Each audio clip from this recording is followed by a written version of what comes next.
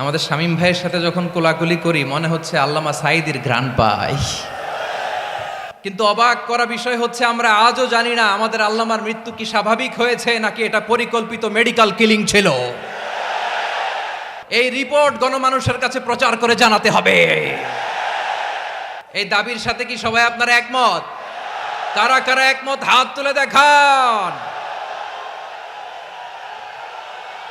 হযরতুল আল্লাম শহীদ মরহুম আল্লামা দেলওয়ার হোসেন সাঈদী রহিমাহুল্লাহ, ওনার স্মৃতি বিজড়িত আজকের এই ঐতিহাসিক প্যারেড ময়দানের তাফসিরুল কোরআনের প্রোগ্রামে সব আছে।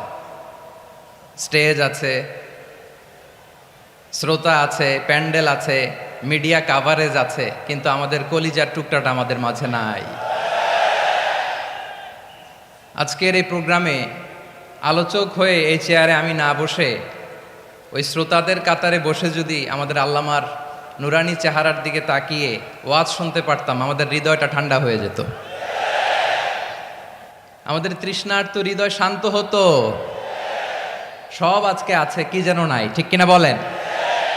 আল্লাহ তাআলা প্রতি 100 বছরে একজন মুজাদ্দিদ পাঠায়, প্রতি 100 বছরে একজন মুজাদ্দিদ, যিনি সমাজকে সংস্কার করেন। আল্লামা দেলওয়ার হোসেন সাঈদী রহিমাহুল্লাহ ছিলেন তেমন একজন মুজাদ্দিদ। চিৎকার করে বলেন ঠিক কিনা? উনি শিরক বিদআতের আস্তানাকে তছনছ করে দিয়েছেন, তাওহীদের বাণীকে সমুন্নত করেছেন, গণমানুষের কাছে তাফসিরুল কোরআনকে জনপ্রিয় করেছেন। আজীবন আজীবন তিনি ইসলামকে বিজয়ী শক্তি হিসেবে দেখার স্বপ্ন দেখতেন।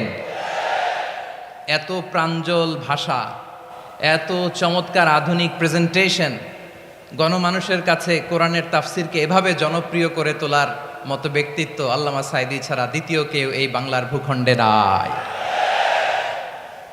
এই যে তাফসিরুল কোরআন, এই যে টার্মিনোলজি, এই টার্মটাই উনি আসলে জনপ্রিয় করেছেন। আমরা আগে জানতাম না যে এভাবে তাফসির করা যায়, এভাবে scientific indications of the Holi কোরআনকে মানুষের কাছে পেশ করা যায়, এভাবে এত জীবন ঘনিষ্ঠ করে, এত ইন্টারেক্টিভ করে কোরআনের কথাগুলো মানুষের কাছে উপস্থাপন করা যায়। উনি অন্যায়ের বিরুদ্ধে সবসময় সোচ্চার ছিলেন, প্রতিবাদী কণ্ঠস্বর ছিলেন। ওনার আলোচনা শুনলে দেহের রক্ত টকবক করে ফুটতে থাকতো। আল্লাহু আকবার, আল্লাহু আকবার, আল্লাহু আকবার। He was a strong mouthpiece of Islamic revivalism. Islamic জাগরণের স্ট্রং মাউথপিস ছিলেন আল্লামা সাঈদী রাহিমাহুল্লাহ।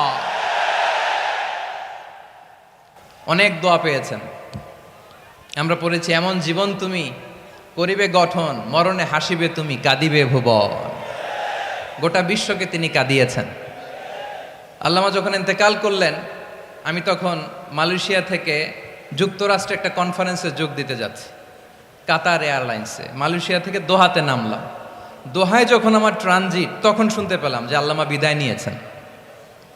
সোশ্যাল মিডিয়ায় শুনে বিশ্বাস করতে পারলাম না। মুহূর্তের মধ্যেই মাসুদ সাঈদী ভাইকে মেসেজ করলাম, উনি কোনো উত্তর দিতে পারলেন না। মাসুদ ভাইয়ের সাথে যখন কোলাকুলি করি, আমাদের শামীম ভাইয়ের সাথে যখন কোলাকুলি করি, মনে হচ্ছে আল্লামা সাঈদীর ঘ্রাণ পাই। শরীরটা লিটারালি কাঁপছিল, নিজেকে মানাতে পারছিলাম না, বিশ্বাস করতে পারছিলাম যে আসলে আল্লামা বিদায় নিয়েছেন।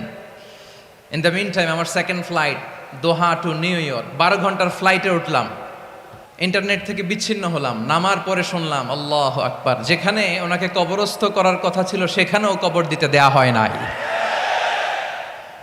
ছবিগুলো দেখতে লাগলাম, হাসিমাখা মুখ, হাসিমাখা নিথর দেহটা, মরণে হাসিবে তুমি, কাঁদিবে ভুবন।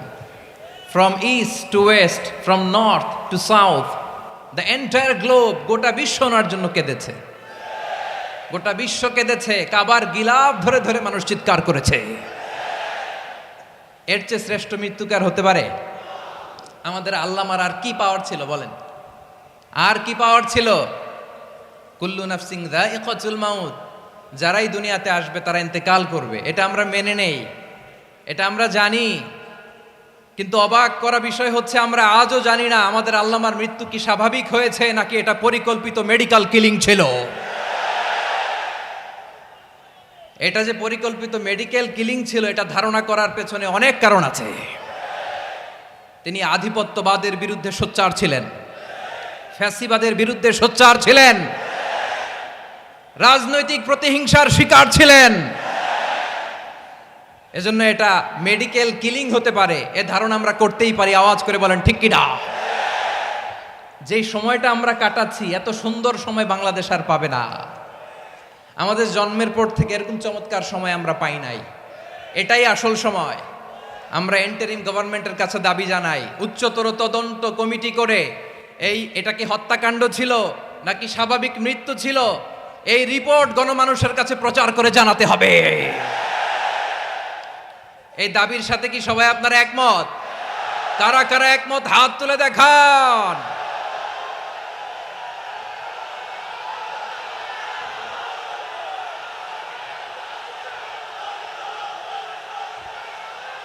আমার প্রিয় ভাইয়েরা, প্রিয় চট্টলাবাসী, আল্লাহ তাআলা তার এই মুখলেস গোলামকে তার জান্নাতুল ফেরদাউসের মেহমান হিসেবে কবুল করুক। তার জীবনের সকল খেদমাগুলোকে কবুল করুক। জান্নাতুল ফেরদাউসের আলা মাকামে তাকে মেহমান হিসেবে কবুল করুক। আল্লামা শহীদ দেলোয়ার হোসেন সাঈদ রাহিমাহুল্লাহ, উনি ছাড়াও এই ঐতিহাসিক ময়দানে কথা বলেছেন আল্লামা লুৎফুর রহমান রাহিমাহুল্লাহ। চলে গিয়েছেন আমাদেরকে ছেড়ে। তিনি বলতেন, ইনশাল্লাহ মিজান আবার আসবে। হুজুর আমি তো আসলাম, আপনি তো আমাদেরকে ছেড়ে চলে গেলেন। আল্লাহু আকবার, আল্লাহু আকবার, আল্লাহু আকবার।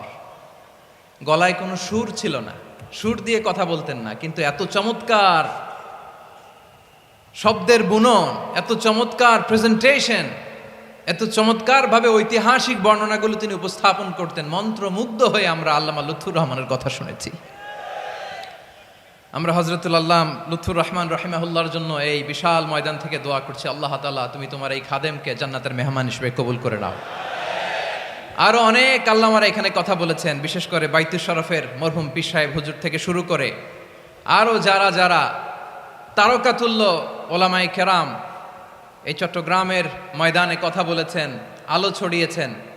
আমরা এই লক্ষ লক্ষ তাওহীদি জনতাকে নিয়ে তাদের জন্য দোয়া করছি, আল্লাহ তাআলা ওনাদের জীবনের সকল ভুল ত্রুটি ক্ষমা করে দিয়ে তাদেরকে জান্নাতুল ফেরদাউসের মেহমান বানিয়ে নিক। আমরা এই ঐতিহাসিক প্যারেড ময়দানের প্রোগ্রাম থেকে স্মরণ করতে চাই 24-এর ছাত্র নাগরিক অভ্যুত্থানে আমার যে সমস্ত ছাত্র নাগরিক ভাইয়েরা দেহের তাজা রক্ত বিলি দিয়ে নতুন বাংলাদেশ আমাদেরকে উপহার দিয়েছে। বিশেষ করে আপনাদের এই চট্টগ্রামের শহীদ ফয়সাল, শহীদ ওয়াসিম সহ সকল শহীদকে আল্লাহ তাআলা কবুল করুক। আমরা সবাই পড়ি আমিন। প্রিয় ভাইয়েরা, আমি নগণ্য একজন কোরআনের ছাত্র, এত বিশাল মঞ্চে এত বড় প্ল্যাটফর্মে কথা বলা আমার জন্য সাজে না। তারপরও আমাদের মুরব্বীরা আমাদের ডানে বায়ে বসে আছেন, ওনাদের আদেশক্রমে, ওনাদের অনুমতিক্রমে কিছু কথা আজকের এই ঐতিহাসিক প্রোগ্রামে আপনাদের সামনে উপস্থাপন করার চেষ্টা করব। ওমা তৌফিক ইল্লা বিল্লাহ। প্রিয় ভাইয়েরা, 5 দিন ব্যাপী এই তাফসিরুল কোরআনের প্রোগ্রামে অনেক ওলামা হযরত কথা বলেছেন। যারা কোরআন সুন্নাহ থেকে আমাদেরকে কোরআনের কথাগুলো শোনালেন, আমরা যেন সেগুলো আমল করতে পারি, আল্লাহ আমাদেরকে তৌফিক দান করুক। শুরুতে আমাদের নিয়তটাকে খালেস করে নেওয়া দরকার। এই যে গ্যাদারিং, এই যে হিউজ শোডাউন, এগুলো যদি আমাদের নিজেদেরকে পরিবর্তন না করে তাহলে এতে কোনো লাভ নাই। জোরে বলেন ঠিক কিনা? এই প্রোগ্রাম যদি আমাদের জীবনকে পরিবর্তন করে, আমাদের চিন্তার ডিএনএ-কে চেঞ্জ করে দেয়, তাহলেই চট্টগ্রামের প্যারেড ময়দান সার্থক। আসুন আমরা চিন্তাকে খালেস করে নেই। আমরা সবাই নিয়ত করি যে যতটুকু কথা আমরা কোরআনের আলোকে শুনবো, আমলের নিয়তে শুনবো ইনশাআল্লাহ। বলেন সবাই। আমি যেই টপিকটা নিয়ে আজকের ঐতিহাসিক চট্টগ্রামের প্যারেড ময়দানের তাফসিরুল কোরআন প্রোগ্রামে আলোচনা করব, সেটা হচ্ছে সূরাতু আন-নাহলের 90 নম্বর আয়াত নিয়ে কিছু কথা আমরা উপস্থাপন করবার চেষ্টা করব ইনশাআল্লাহ। আমার খুতবার শুরুতেই আপনারা মোটামুটি আন্দাজ করে ফেলেছেন যে আমি কি নিয়ে আলোচনা করব, কারণ যে আয়াতটি আমি তেলাওয়াত করেছি এই আয়াতটি প্রায়শই এই ভূখণ্ডে, এই বাংলাদেশে জুমার দিনে খতিব সাহেবরা দ্বিতীয় খুতবা শেষের দিকে পড়ে না? কি কমন পড়ছে?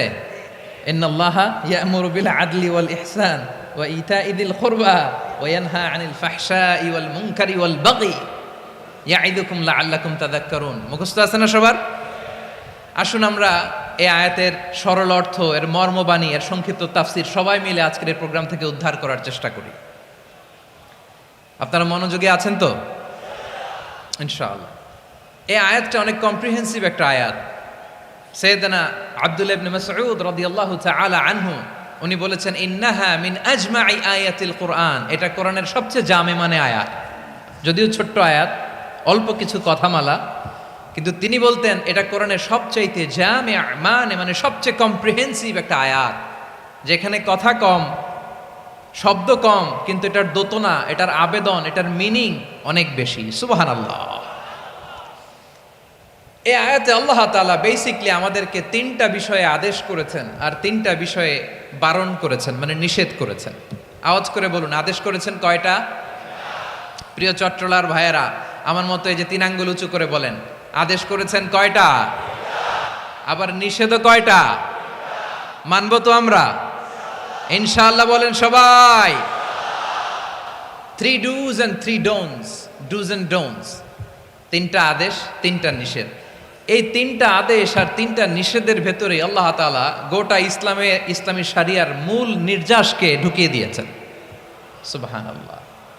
এই ছোট্ট একটা আয়াতে গোটা ইসলামী শরিয়ার the gist, the cream of the creams, গোটা ইসলামী শরিয়ার মূল নির্যাসকে আল্লাহ ঢুকিয়ে দিয়েছেন।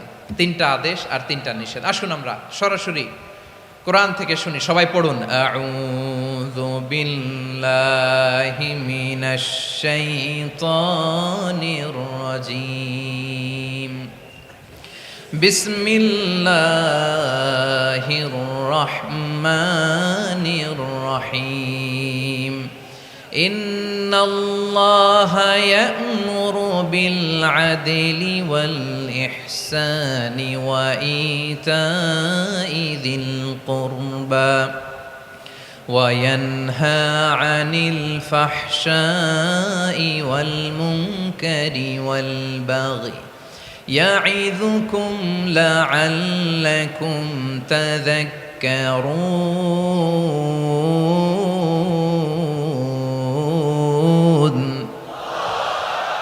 আল্লাহ তাআলা ইরশাদ করছেন, ইন্নাল্লাহা ইয়া'মুরু বিল আদলি ওয়াল ইহসান। নিশ্চয় আল্লাহ তাআলা তোমাদেরকে ন্যায় বিচারের আদেশ দেন, সদাচরণের আদেশ দেন, নিকটাত্মীয়দেরকে দানের আদেশ দেন। আদেশ কয়টা?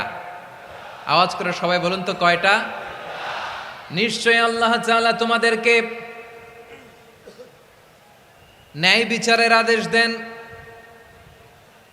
সদাচরণের আদেশ দেন, তিনি তোমাদের নিকটাত্মীয়দেরকে দানের আদেশ দেন, আর তিনি তোমাদেরকে অশ্লীলতা থেকে নিষেধ করেন, মন্দ কাজ থেকে নিষেধ করেন, অবাধ্যতা সীমা লঙ্ঘন থেকে নিষেধ করেন।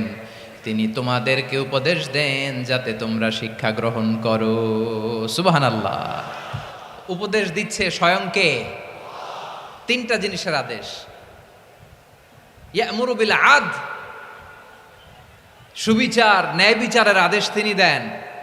ইহসানের আদেশ দেন, যাতে আমরা ইহসান করি, একে অপরের প্রতি সুবিচার করি, মহানুভবতা দেখাই, অনুগ্রহ দেখাই, আর নিকট আত্মীয়দেরকে যেন আমরা দান করি। এই 3টা আদেশ তিনি দিয়েছেন। আর কোন 3টা জিনিস থেকে তিনি বারণ করেছেন? অশ্লীলতা, ফাহশা, মুনকার, মানে সব মন্দ আর অসৎ কাজ, এগুলো থেকে তিনি আমাদেরকে বারণ করেন। ওয়াল বাগি, অবাধ্যতা, সীমা লঙ্ঘন, এই 3টা কাজ থেকে তিনি আমাদেরকে বারণ করেন। তিনি আমাদেরকে উপদেশ দেন, স্বয়ং আল্লাহ তাআলা আমাদেরকে উপদেশ দেন যাতে করে আমরা শিক্ষা গ্রহণ করি। সুবহানাল্লাহ পড়ে। তাহলে আসুন আমরা ধরে ধরে একটা একটা করে সামনের দিকে আগাই। আল্লাহ তাআলা প্রথমে আমাদেরকে আদেশ দিয়েছেন আদালের। ইন্নাল্লাহা ইয়া'মুরু বিল আদল। আওয়াজ করে বলুন আল আদাল। সবাই পড়ুন আল আদাল। আমরা উর্দু জানি, হিন্দি জানি, অনেকে ইংরেজিও জানি, কিন্তু আরবি শব্দগুলো আমাদের মুখ দিয়ে বেরোতে চায় না। আওয়াজ করে বলুন আল আদাল। মাশাআল্লাহ। ইন্নাল্লাহা ইয়া'মুরু বিল আদল। আল্লাহ তাআলা আমাদেরকে আদলের আদেশ দেন। আদল অনেকে না বুঝলেও আদালত শব্দটা বুঝবেন। আদালত, আদালত, আদালত বুঝেন না? যেখানে বিচার কার্যের ফয়সালা করা হয়, কোর্ট কাচারি, আদালত, এটা তো ভেরি কমন। এটা শুনছেন না সবাই? আদালত, যেখানে ন্যায় বিচার হবে, সুশাসন হবে। কিন্তু ভাগ্যের কি নির্মম পরিহাস, ওখান থেকে মিথ্যা সাক্ষী দিয়ে মনমতো রায় দিয়ে দেয়া হয়। এগুলোর পরিবর্তন হওয়ার দরকার আছে না নাই? প্রিয় ভাইয়েরা, আদালত, আল আদল, ইংরেজিতে বলে জাস্টিস, ন্যায় বিচার, সুবিচার, সুশাসন, জাস্টিস, আল আদাল, সব জায়গায় এই জাস্টিস থাকা দরকার। Justice should be prevailed in the society. The mission of all prophet was to uphold the justice. সব নবীর মিশন ছিল এই জাস্টিসকে, আদালকে, সুশাসন আর সুবিচারকে নিশ্চিত করা। পড়েন সুবহানাল্লাহ। And the core message of every divine scripture was to uphold justice. পৃথিবীর সব আসমানি কিতাবের মূল শিক্ষা ছিল এই জাস্টিসকে সমাজে এনশিওর করা, সুবিচার, সুশাসনকে এনশিওর করা। তাহলে প্রিয় ভাইরা, আমরা বুঝতে পারলাম আল আদ শব্দের মানে হচ্ছে ইনসাফ বা সুবিচার বা ন্যায় বিচার। এটা হচ্ছে একটা general meaning, very general meaning. আপনি যদি ইন ডেপথ বুঝতে চান, আরো ভেতরে যান, তাহলে আদাল মানে হচ্ছে সমন্বয়, আদাল মানে হচ্ছে ভারসাম্য, ব্যালেন্স। আদাল মানে হচ্ছে মধ্যম পন্থা। সুবহানাল্লাহ পড়েন। কারণ সব সময় সমান সমান হইলেই সুবিচার হয় না। কথা কি বুঝতেছেন? ইসলামের দ্য কনসেপ্ট অফ আদাল, এটা এমন আদাল, এটা সব সময় সমান সমান নয়। যখন সমান সমান দেয়া দরকার, ইসলাম সমান সমান দেয়। যখন ব্যালেন্স করা দরকার, চেক এন্ড ব্যালেন্স, সমন্বয়, ভারসাম্য করা দরকার, তখন ইসলাম ভারসাম্য করে দেয়। এটার নাম আদাল। সুবহানাল্লাহ। সহজ করে আপনাদেরকে বুঝাই। যেমন ধরুন, একটা পরিবারের 3 জন সদস্য, স্বামী, স্ত্রী আর সন্তান। তাদের সকালবেলার ব্রেকফাস্টে স্বামীর, সকালের নাস্তায় স্বামীর 3টা রুটি লাগে, স্ত্রীর 2টা লাগে, আর সন্তানের 1টা রুটি লাগে। এখন আমি যদি সমান সমান করে আদল করতে চাই, সবাইকে যদি 3টা করে রুটি দেই, তাহলে স্বামী বেচারার জন্য ঠিক আছে? কি বলেন? কথা কি বুঝতেছেন না কষ্ট হয়ে যাচ্ছে? যদি সমান সমানের নিয়মে আগাই, তাহলে 3টা করে যদি রুটি দেই, স্বামীর জন্য ওকে, কিন্তু স্ত্রীর জন্য 1টা বেশি হয়ে যায়। আর সন্তানের জন্য কয়টা বেশি হয়? আচ্ছা, এই তো বুঝতেছেন, মাশাআল্লাহ। আচ্ছা, 2টা করে যদি সবাই রে দেয় সমান সমান নীতিতে, তাহলে স্ত্রীর জন্য, স্ত্রী বেচারির জন্য ঠিক আছে, কিন্তু স্বামীর কয়টা কম পড়ে? আর সন্তানের বেশি হয়ে যায় কয়টা? আচ্ছা, সমান সমান নীতিতে সবাইকে যদি সকালের নাস্তার জন্য 1টা করে রুটি দেই, সন্তানের জন্য ঠিক আছে, কিন্তু স্ত্রী বেচারির কম পড়ে কয়টা? স্বামীর কম পড়ে কয়টা? 2টা। কথা কি বুঝতেছেন? আর আমি যদি স্বামীকে দেই 3টা, স্ত্রীকে দেই 2টা, আর সন্তানকে দেই 1টা, তাহলে কারো অপচয় হবে না। যার যতটুকু দরকার ঠিক ততটুকুই কাজে লাগবে। চিল্লায় বলেন ঠিক কিনা? এটাই হচ্ছে ইসলামের আদাল, যেখানে যার যতটুকু দরকার তাকে সেখানে ঠিক ততটুকু দিয়ে দেওয়ার নামই হচ্ছে আদাল। চিল্লায় পড়েন আল্লাহু আকবার। রব্বুল আলামিন বলেন, ইউসিকুমুল্লাহু ফি আওলাদিকুম লিযযাকারি মিসলু হাযযিল উনসায়াইন। আল্লাহ তোমাদেরকে ওসিয়ত করেন, তোমাদেরকে আদেশ দেন, উত্তরাধিকার সম্পদ যখন বন্টন হবে, ছেলেরা যতটুকু পাবে, মেয়ে পাবে তার অর্ধেক। সুবহানাল্লাহ বলেন। দেখেন, ছেলে যদ্দূর, মেয়ে অর্ধেক, ছেলে ডবল পাবে। আপাত দৃষ্টিতে মনে হয় এখানে অবিচার হয়েছে, কিন্তু আসলে কি অবিচার হয়েছে? আপনি বিয়ের ক্ষেত্রে যান, ওইখানে আবার ছেলে মোহরানা দেয়, মেয়ে সেখানে মোহরানা পায়। তাহলে চেক এন্ড ব্যালেন্স, ভারসাম্য, ব্যালেন্স, মধ্যম পন্থা এখানে আছে না নাই? এটাই হচ্ছে ইসলামের আদল। আল্লাহ তাআলা এই আদলের আদেশ দিয়েছেন, সুবিচার, ন্যায় বিচার, সুশাসন এবং ভারসাম্যের আদেশ দিয়েছেন। প্রিয় ভাইয়েরা, একটি শান্তিময় সমাজ, একটা সমৃদ্ধ সমাজ, একটা মানবিক সমাজ যদি আমরা পেতে চাই, এই আয়াতের মধ্যে যতগুলো পয়েন্ট আছে সবগুলোর বাস্তবায়ন লাগবে। কথা বুঝতে পেরেছেন? বলেন, আওয়াজ করে বলেন, আমরা একটা শান্তির সমাজ চাই কি চাই না? আমরা একটা সমৃদ্ধ বাংলাদেশ চাই কি চাই না? আমরা একটা মানবিক বাংলাদেশ চাই কি চাই না? এই আয়াতে আল্লাহ তাআলা একটা মানবিক সমাজের রূপরেখা টেনেছেন। তার প্রথম কথা হচ্ছে, ইন্নাল্লাহা ইয়ামুরু বিল আদল। আল্লাহ তাআলা তোমাদেরকে আদলের নির্দেশনা দেয়, সুবিচার, সুশাসনের নির্দেশনা দেয়। যে সমাজে আদল থাকে না, সেই সমাজে জুলুম মানুষের ঘাড়ে চেপে বসে। আদলের বিপরীত হচ্ছে জুলুম। আদলের বিপরীত কি? জুলুম বা জাওর, অত্যাচার, অবিচার, বৈষম্য। এই যে বৈষম্য বিরোধী ছাত্র আন্দোলন কমন পড়ছে? এই যে একজন সমন্বয়ক তো দেখা করলো আমার সাথে। জুলুম মানে হচ্ছে বৈষম্য, বৈষম্যের স্থান ইসলামে নাই। অবিচারের স্থান ইসলামে নাই, জুলুমের স্থান ইসলামে নাই। আল্লাহ তাআলা বলেন যে আমি জুলুমকে নিজের জন্য হারাম করেছি এবং তোমাদের জন্য হারাম করেছি। বিশ্বনবী ফরমান, আল্লাহ তাআলা বলেন হাদিসে কুদসিতে, ইয়া ইবাদি ইন্নী হারামতুয যুলমা আলা নাফসি ওয়া জাআলতুহু বাইনাকুম মুহাররামান ফালা তাযালামু। আমার গোলামেরা শোনো, নিশ্চয় আমি আল্লাহ তাআলা জুলুমকে আমি আমার উপরে হারাম করেছি, অনুরূপভাবে জুলুম করাকে তোমাদের উপরেও হারাম করেছি। ফলে ফালা তাযালামু, তোমরা একে অপরের সাথে জুলুম করো না। খবরদার, জুলুমের সাথে আমাদের কোনো সম্পর্ক নাই। আল্লাহ তাআলা আদলের আদেশ দিয়েছেন, আদালতের আদেশ দিয়েছেন, সুশাসনের ন্যায় বিচারের আদেশ দিয়েছেন। ইন্নাল্লাহা ইয়ামুরু বিল আদল, আমাদেরকে আদল প্রতিষ্ঠা করতে হবে। জুলুমের সাথে ইসলামের কোনো সম্পর্ক নাই। আল্লাহ তাআলা জালিমদের জন্য কঠিন শাস্তি প্রস্তুত করে রেখেছেন। যারা এই আদলকে ভুলুণ্ঠিত করে জুলুমের রাস্তায় হাঁটতে চায়, তাদের প্রাপ্য কিয়ামতের ময়দানে বুঝিয়ে দিবে কে? আল্লাহ তাআলা তাদের প্রাপ্যকে বুঝিয়ে দিবেন।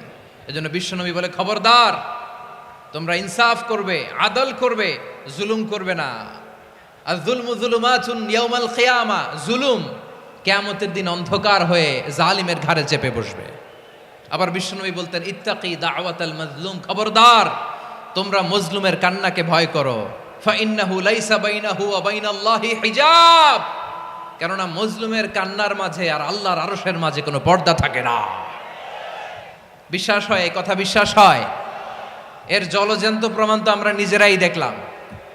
হ্যাঁ, মজলুমের কান্না ফুলে ফেপে মহিরুহ হয়ে পাহাড়ের মতো হয়ে বিস্ফোরিত হয়ে জালিমের মসনদকে ছারখার করে দিয়েছে। এর প্রমাণ তো আমরা নিজেরাই তো দেখলাম। জালিমের পরিণতি কি হয় আমরা জীবদ্দশাই তো দেখলাম। এমনও কোনো জুলুম নাই যে হয় নাই, ঠিক কিনা বলেন? আহারে জুলুম, আহারে জুলুম।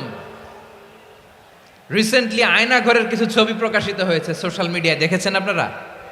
হ্যাঁ, ছোট্ট একটা জায়গা, স্বাধীন মানুষকে প্রাণীর মতো, পাখির মতো খাঁচায় বন্দি করে রেখেছে। কখন দিন কখন রাত কিচ্ছু জানে না, কখন দিন কখন রাত কিছু জানে না। বছরের পর বছর কেটে গিয়েছে। এক্সট্রা জুডিশিয়াল কিলিং এর কোনো হিসাব নাই, বিচার বহির্ভূত হত্যা, এনফোর্স ডিসঅ্যাপিয়ারেন্স, গুম, যেটা সবচাইতে বড় মানবতা বিরোধী অপরাধ। কত মানুষ যে গুম হয়েছে তার কোনো ইয়ত্তা নাই। যেই ফ্যামিলির সদস্য গুম হয়েছে, তারা কি ওই লোকটার জন্য মাগফিরাতের দোয়া করবে নাকি সুস্বাস্থ্যের দোয়া করবে তারা নিজেরাও জানতো না, কারণ জানে না ও বেঁচে আছে না মরে গেছে। আহা, বিডিআর নওজোয়ানদের যারা ছাড়া পেল দেখলাম, বিনা অপরাধে, কোনো অন্যায় ছাড়া, অপরাধ ছাড়া তাদের জীবন থেকে, তাদের তারুণ্যের, তাদের যৌবনের 15 বছর, 16 বছর, 17 বছর নাই। 6 মাস বয়সের ছোট বাচ্চাকে রেখে জেলে গেছে। 6 মাসের মেয়ে বেরোয় দেখে মেয়ের বয়স 17 বছর। মেয়ে বাবারে চিনে না, বাবা মেয়েরে চিনে না। মেয়েকে এখন বিয়ে দিয়ে আরেক ছেলের হাতে তুলে দিবে। মেয়ের শৈশব বাবা দেখে নাই, মেয়ের কৈশোর বাবা দেখে নাই, মেয়ের তারুণ্য দেখে নাই। আরেক যুবককে দেখলাম 14 বছরের 14 দিনের সংসার, 2 সপ্তাহের সংসার শেষে জেলে গেছে। কত যুবকের যে স্ত্রী চলে গিয়েছে ফ্যামিলি ছেড়ে, কারণ জানে না তো কবে আসবে, কি হবে, কেউ জানতো না। দাম্পত্য জীবনের মাত্র 14 দিনের স্মৃতি, এই স্মৃতিকে আঁকড়ে ধরে এক বোন 16টা বছর, 17টা বছর কাটিয়ে দিয়েছে। আমি নিউজটা দেখে ভাবলাম, আমার এই বোনের প্রতিটি দিন কিভাবে কেটেছে, প্রতিটি রাত কিভাবে কেটেছে, প্রতিটি ক্ষণ কিভাবে কেটেছে। বিশ্বনবী বলেছেন, ইত্তাকি দাওয়াতাল মাজলুম ফাইন্না লাইসা বাইনাহু ওয়া বাইনাল্লাহি হিজাব। মাজলুমের কান্নাকে ভয় করো, কারণ মাজলুমের কান্না আর আল্লাহর মাঝে কোনো পর্দা থাকে না। আমরা আর এরকম কোন জুলুম বাংলাদেশে দেখতে চাই না। জোরে বলেন ঠিক কিনা? আর কেউ নতুন করে জালিম হোক আপনারা চান? আবার নতুন করে কেউ ফ্যাসিস্ট হোক আপনারা চান? এক দল আরেক দলকে নিশ্চিহ্ন করার রাজনীতিতে মেতে উঠুক, এটা আপনারা চান? আমরা বাংলাদেশকে আদল দিয়ে সাজাতে চাই। আমরা এই 56,000 বর্গ মাইলের প্রতিটা ইঞ্চি মাটিকে কোরআনের আইন দিয়ে সাজাতে চাই। রাজি আছেন আপনারা? কারা কারা রাজি দেখান হাত তুলে আল্লাহকে।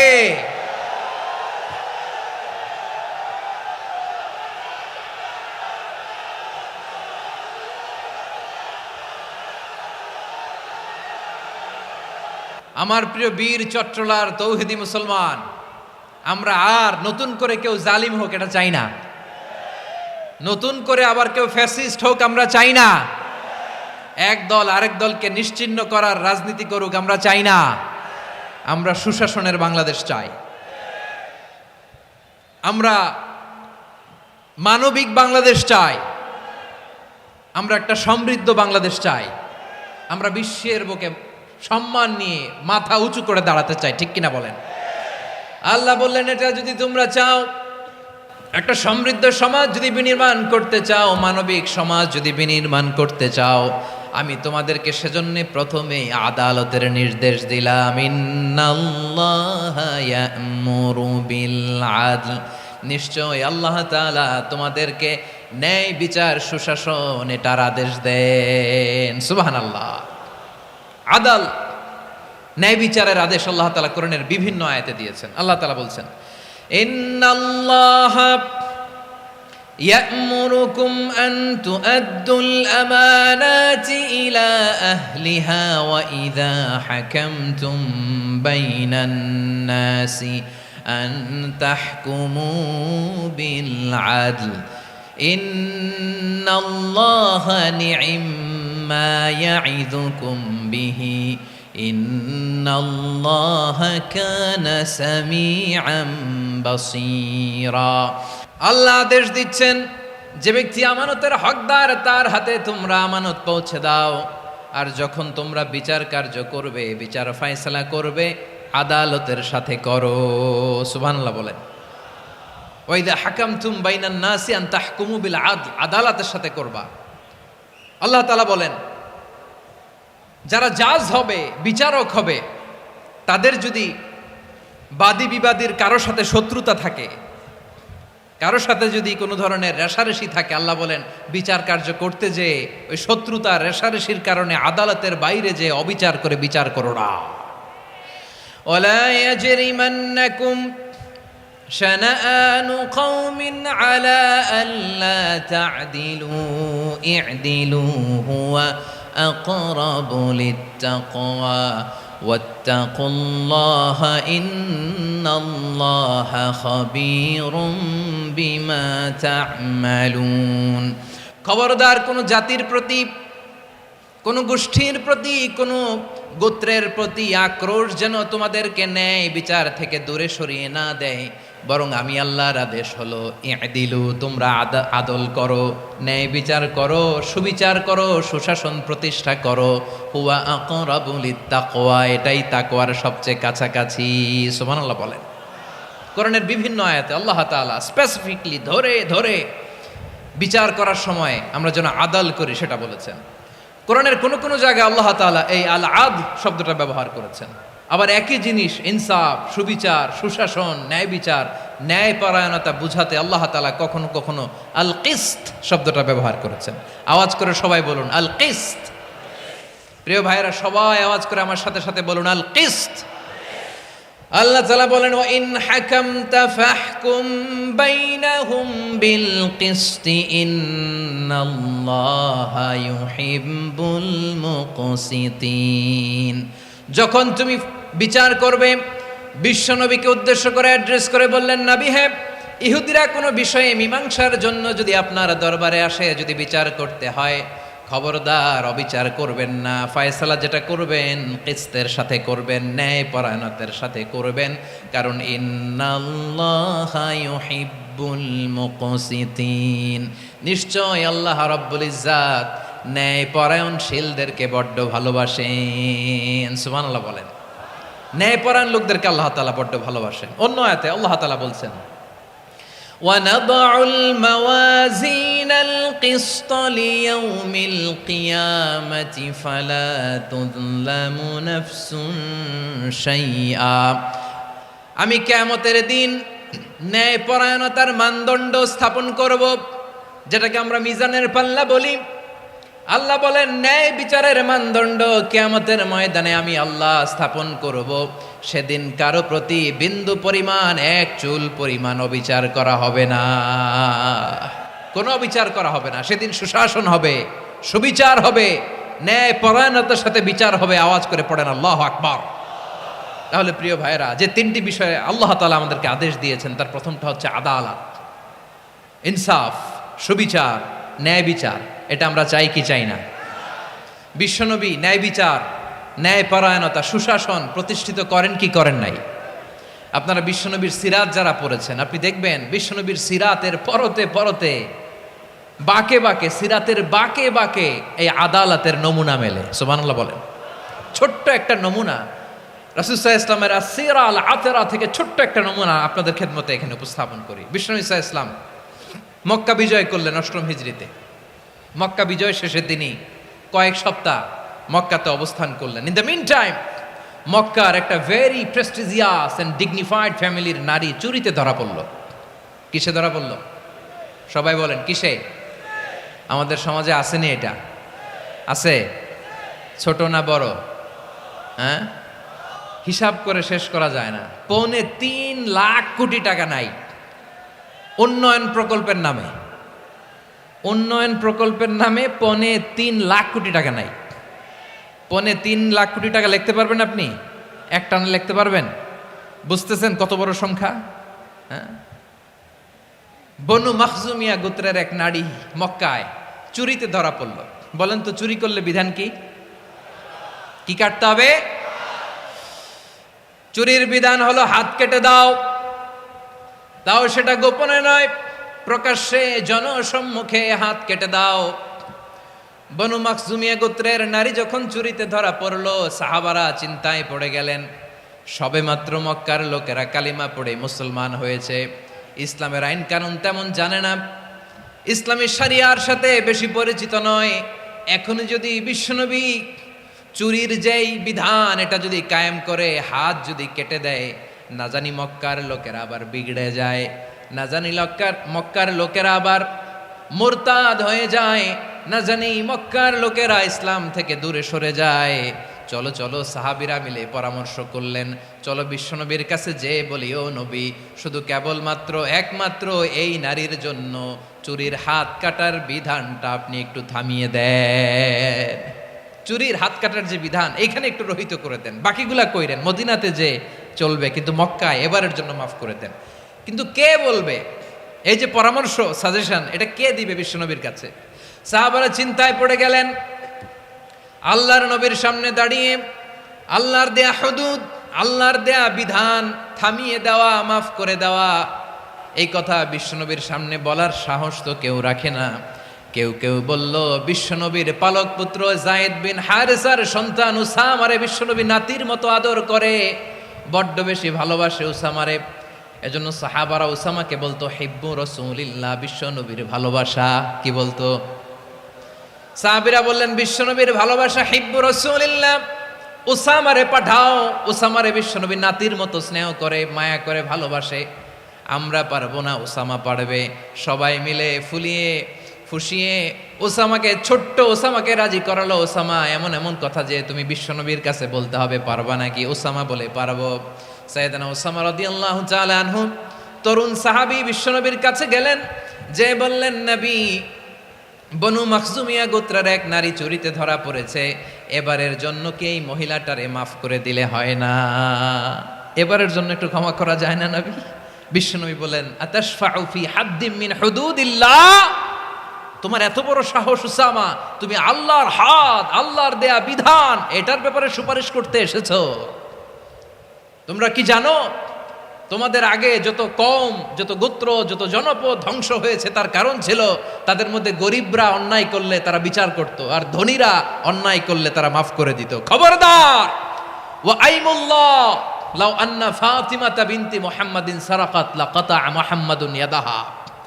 বিশ্বনবী বললেন, ওরে ওসামা, বানু মাখজুমিয়ার ওই প্রেস্টিজিয়াস এন্ড ডিগনিফাইড ফ্যামিলির মেয়ে তো দূর কি বাত, অনেক দূরের কথা। জেনে রেখো ওসামা, আমার কলিজার টুকরা নয়নের পুটুলি ফাতেমাও যদি মক্কার জমিনে আজকে এই চুরির দায়ে ধরা পড়তো, আমি বিশ্বনবী মুহাম্মদুর রাসূলুল্লাহ ধরে ফাতেমার ডান হাতটা কেটে দিতে এক বিলম্ব দেরি করতাম না। ইন্নাল্লাহা ইয়া'মুরু বিল আদল, আমাদেরকে জাস্টিস শিখায় পশ্চিমারা, আমাদেরকে ইনসাফ শিখায়, আমাদেরকে সুশাসন শিখায়। আর ইনসাফ, সুশাসন, ন্যায় বিচার, সুবিচার, জাস্টিস কারে বলে বিশ্বনবীর বায়োগ্রাফি থেকে জেনে নাও। এই ছিল বিশ্ব ইসলামের আদালতের নমুনা। আপনি যদি সাইয়েদনা ওমরে ফারুকের জীবনের দিকে তাকান, এমন কঠোর, এমন বীর সেনানী ছিলেন। সাইয়েদনা ওমরে ফারুক যদি রাস্তার এই মাথা দিয়ে হাঁটা শুরু করতেন, শয়তান ওমরে ফারুককে দেখলে ওই রাস্তা রেখে দিয়ে অন্য রাস্তা দিয়ে হাঁটতো। সুবহানাল্লাহ। ওমরে ফারুক রাদিয়াল্লাহু তাআলা আনহু কি পার্সোনালিটি ছিল, কি পার্সোনালিটি। আমাদের এলাকায় ছোট বাচ্চারা রাতে ভাত খেতে চায় না, আমার মেয়েটাও খেতে চায় না। এই এটা দিব, ওইটা দিব, আজকে মাহফিলে আসার সময় বলে দিছে লিস্ট করে এটা এটা আনতে হবে। তো ছোট্ট বাচ্চাদের অনেক বায়না থাকে, ওরা রাতে খেতে চায় না। তো মায়েরা বিভিন্ন ভয় দেখায়, এই বাঘ আসবে, বাঘ আসবে খাও, এই ভূত আসবে, ভূত আসবে খাও। আপনারা কি বলেন চট্টগ্রামে? কি আসবে? হ্যাঁ, ভূত, ভূত, ভূত আসবে, বাঘ আসবে, খাও খাও খাও, তাড়াতাড়ি খাও। তো বাচ্চারা এগুলো শুনে ভয়ে খেতে শুরু করে। মদিনার জমিনেও একই ঘটনা ঘটতো। মদিনার ছোট্ট ছোট্ট সোনামণিরা খেতে চাইতো না। তো মায়েরা বলতো, হা হুয়া ইয়াতি উমর, হা হুয়া ইয়াতি উমর, ওই যে উমর আসতেছে, উমর। ওমরে ফারুকের কথা শুনলে বাচ্চারা একেবারে ঠান্ডা। সুবহানাল্লাহ পড়বেন না? প্রভু তুমি বলেছ রাসূল দেবে না, বলনি দেবে না ওমর, বলনি দেবে না হামজা তারিক, খালিদ বিজয় সমর। প্রভু তুমি বলেছ রাসূল দেবে না, বলনি দেবে না ওমর, বলনি দেবে না হামজা তারিক, খালিদ বিজয় সমর। প্রভু তুমি বলেছ রাসূল দেবে না। আল্লাহু আকবার। ওমরে ফারুক রাদিয়াল্লাহু তাআলা আনহু, ওনার কথা শুনলে গায়ের মধ্যে গুজবাম হয়, গায়ের পশমগুলো দাঁড়িয়ে যায়। সুবহানাল্লাহ বলেন। কি পার্সোনালিটি ছিল, কি ব্যক্তিত্ব ছিল। মুনাফিকরা ওমরে ফারুককে জমের মতো ভয় পেতেন। শয়তান, খুদ শয়তান এই রাস্তা দিয়ে আসলে শয়তান অন্য রাস্তা দিয়ে হাঁটতো। ওমরে ফারুক রাদিয়াল্লাহু তাআলা আনহুর জীবনে যদি দেখেন, তাহলে সেখানে আপনি আদালতের, ইনসাফের, সুশাসনের, জাস্টিসের নমুনা দেখতে পাবেন। কয়টা শুনবেন? সাইয়েদনা ওমরে ফারুকের রাদিয়াল্লাহু তাআলা আনহুর সন্তান আব্দুর রহমান মিশরে মদ খেয়ে মদ্যপ অবস্থায় ধরা পড়েছে। মদ খাওয়ার কারণে, মদ যদি কেউ পান করে আর যদি প্রমাণিত হয়, তার বিচার হলো 80 বেত। আওয়াজ করে বলেন কয় বেত?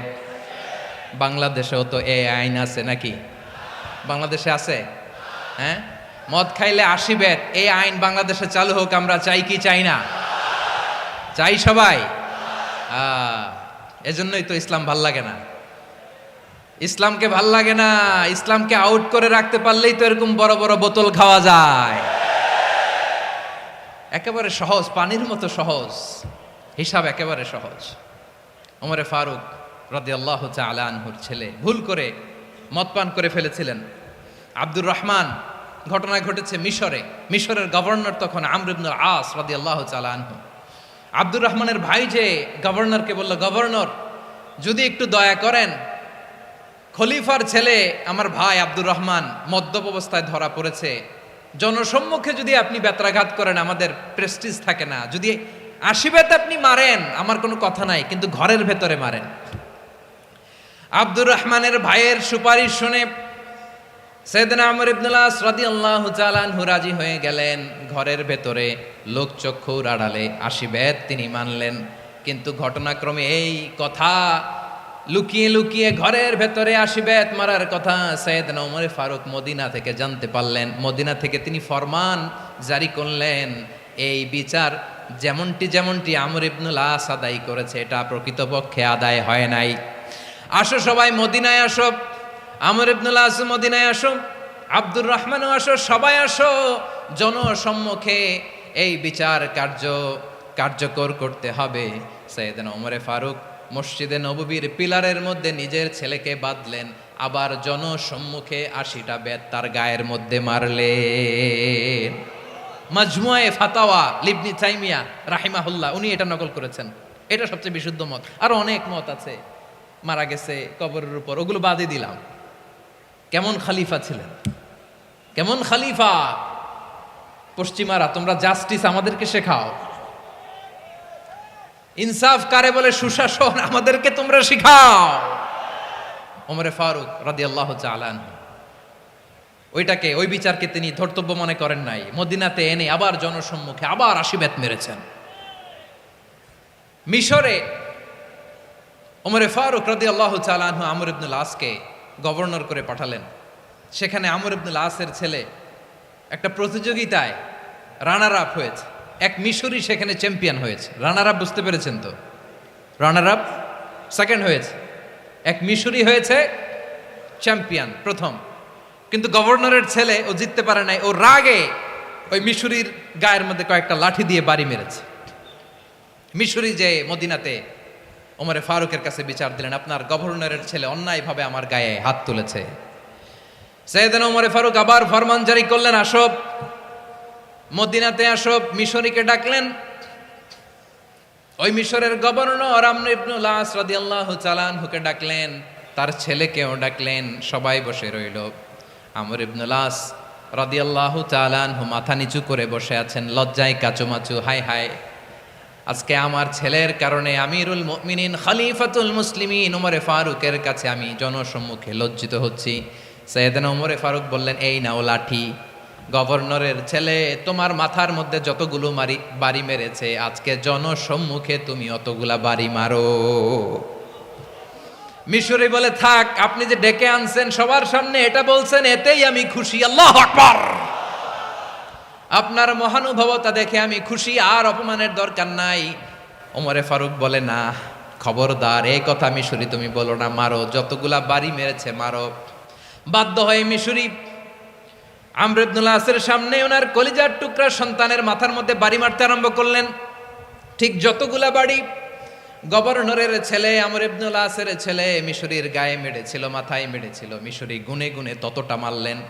এই দৃশ্য দেখে ওমরে ফারুক রেগে মেগে আগুন, রাগের চোটে রাগ সামলাতে না পেরে আর নিজেকে সামলাতে না পেরে মিশরিরে বললেন, ছেলেরে মারা শেষ হয়ে গেলে এবার বাবার টাক মাথার মধ্যে কয়েকটা বাড়ি মার।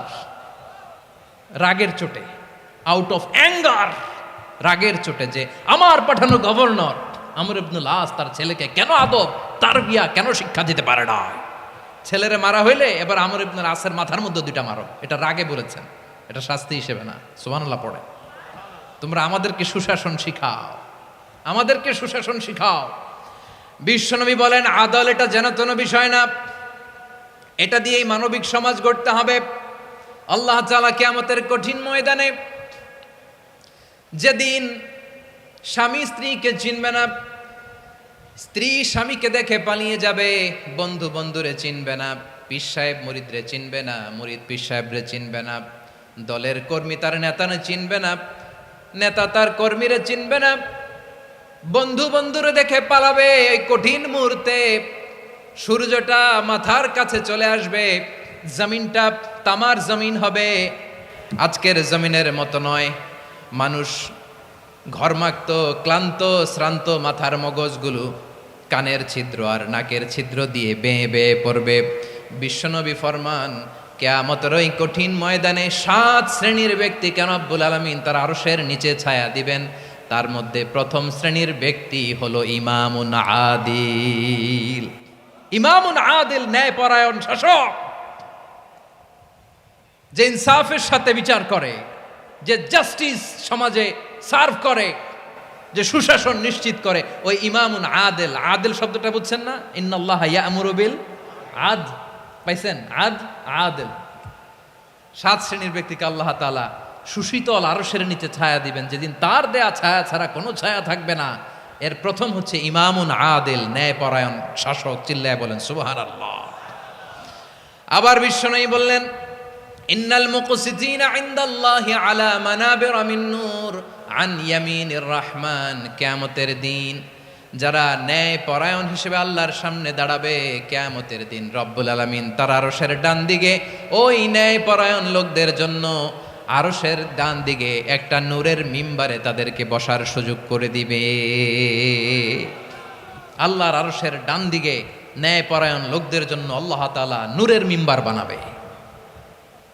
চারটেখানে কথা মনে করেছেন? আল আদাল, জাস্টিস, ইন্নাল্লাহা ইয়া'মুরু বিল আদল। আল্লাহ তাআলা এই আদালতের নির্দেশনা দেয়, সুবিচার, সুশাসন। প্রিয় ভাইয়েরা, এটা আমরা বাংলাদেশে চাই কি চাই না? এই যে অরাজকতা, এই যে অন্যায়, এই যে জুলুম, এই যে ইনকনসিস্টেন্সি সমাজের অসঙ্গতির প্রধান কারণ জাস্টিস নাই, সুবিচার নাই, সুশাসন নাই। শেষবারের মতো আওয়াজ করে বলেন তো, আমরা বাংলাদেশে আদল চাই কি চাই না? তাহলে প্রথম নির্দেশনা শেষ, আল্লাহ তাআলা তোমাদেরকে আদলের আদেশ দেন। এরপরে আল্লাহ বললেন, আমি তোমাদেরকে ইহসানের আদেশ দেই। ইন্নাল্লাহা ইয়া'মুরু বিল আদলি ওয়াল ইহসান। আমি তোমাদেরকে যেমনি আদলের নির্দেশনা দেই, তেমনি ভাবে তোমাদেরকে ইহসানের নির্দেশনা দেই। ইহসান, আওয়াজ করে সবাই বলেন তো ইহসান। সবাই বলেননি, সবাই বললে এতটুকু আওয়াজ হবে আমি বিশ্বাস করি না। আওয়াজ করে বলুন আল ইহসান। ইহসান মানে কারো প্রতি সফট হার্টেড হওয়া, মহানুভব হওয়া, অনুগ্রহ পরায়ণ হওয়া, অনুগ্রহশীল হওয়া, একে অপরের প্রতি দয়াদ্র হওয়া। একে অপরের প্রতি দয়াদ্র, অনুগ্রহশীল হওয়া ছাড়া মানবিক সমাজ কশিনকালেও গঠন করা সম্ভব না। প্রিয় ভাইয়েরা, সুন্দর আচরণ দিয়ে, ইহসান দিয়ে যা জয় করা যায়, নরম আচরণ দিয়ে যেটা অর্জন করা যায়, কঠোরতা দিয়ে সেটা পারা যায় না। বিষ্ণু ঈসা ইসলাম ইহসান দিয়ে, কোমল আচরণ দিয়ে, তার অনুগ্রহ দিয়ে তিনি অনেক কাফিরের হৃদয়কে জয় করে ফেলেছেন। সাইয়েদনা সুমামা ইবনে উসাল রাদিয়াল্লাহু তাআলা আনহুর কথা মনে পড়ে যায়। তিনি ছিলেন ইয়ামামার বাদশা। মদিনাতে বিশ্বনবীকে হত্যা করার নিয়তে এসেছিলেন, গোপনে গোপনে বিশ্বনবীকে হত্যা করে আবার ইয়ামামাতে তিনি ফিরে যাবেন। কিন্তু কি অবাক করা কাণ্ড, হত্যা করতে পারে নাই, সাহাবাদের হাতে তিনি ধরা পড়ে গেলেন। সাইয়েদনা সুমামা ইবনে উসাল রাদিয়াল্লাহু তাআলা আনহু হত্যার নিয়তে আসলেন, কিন্তু হত্যা করতে পারলেন না। সাহাবারা ওনাকে ধরে ফেললেন, ধরে মসজিদে নববীর পিলারের মধ্যে বেঁধে রাখলেন।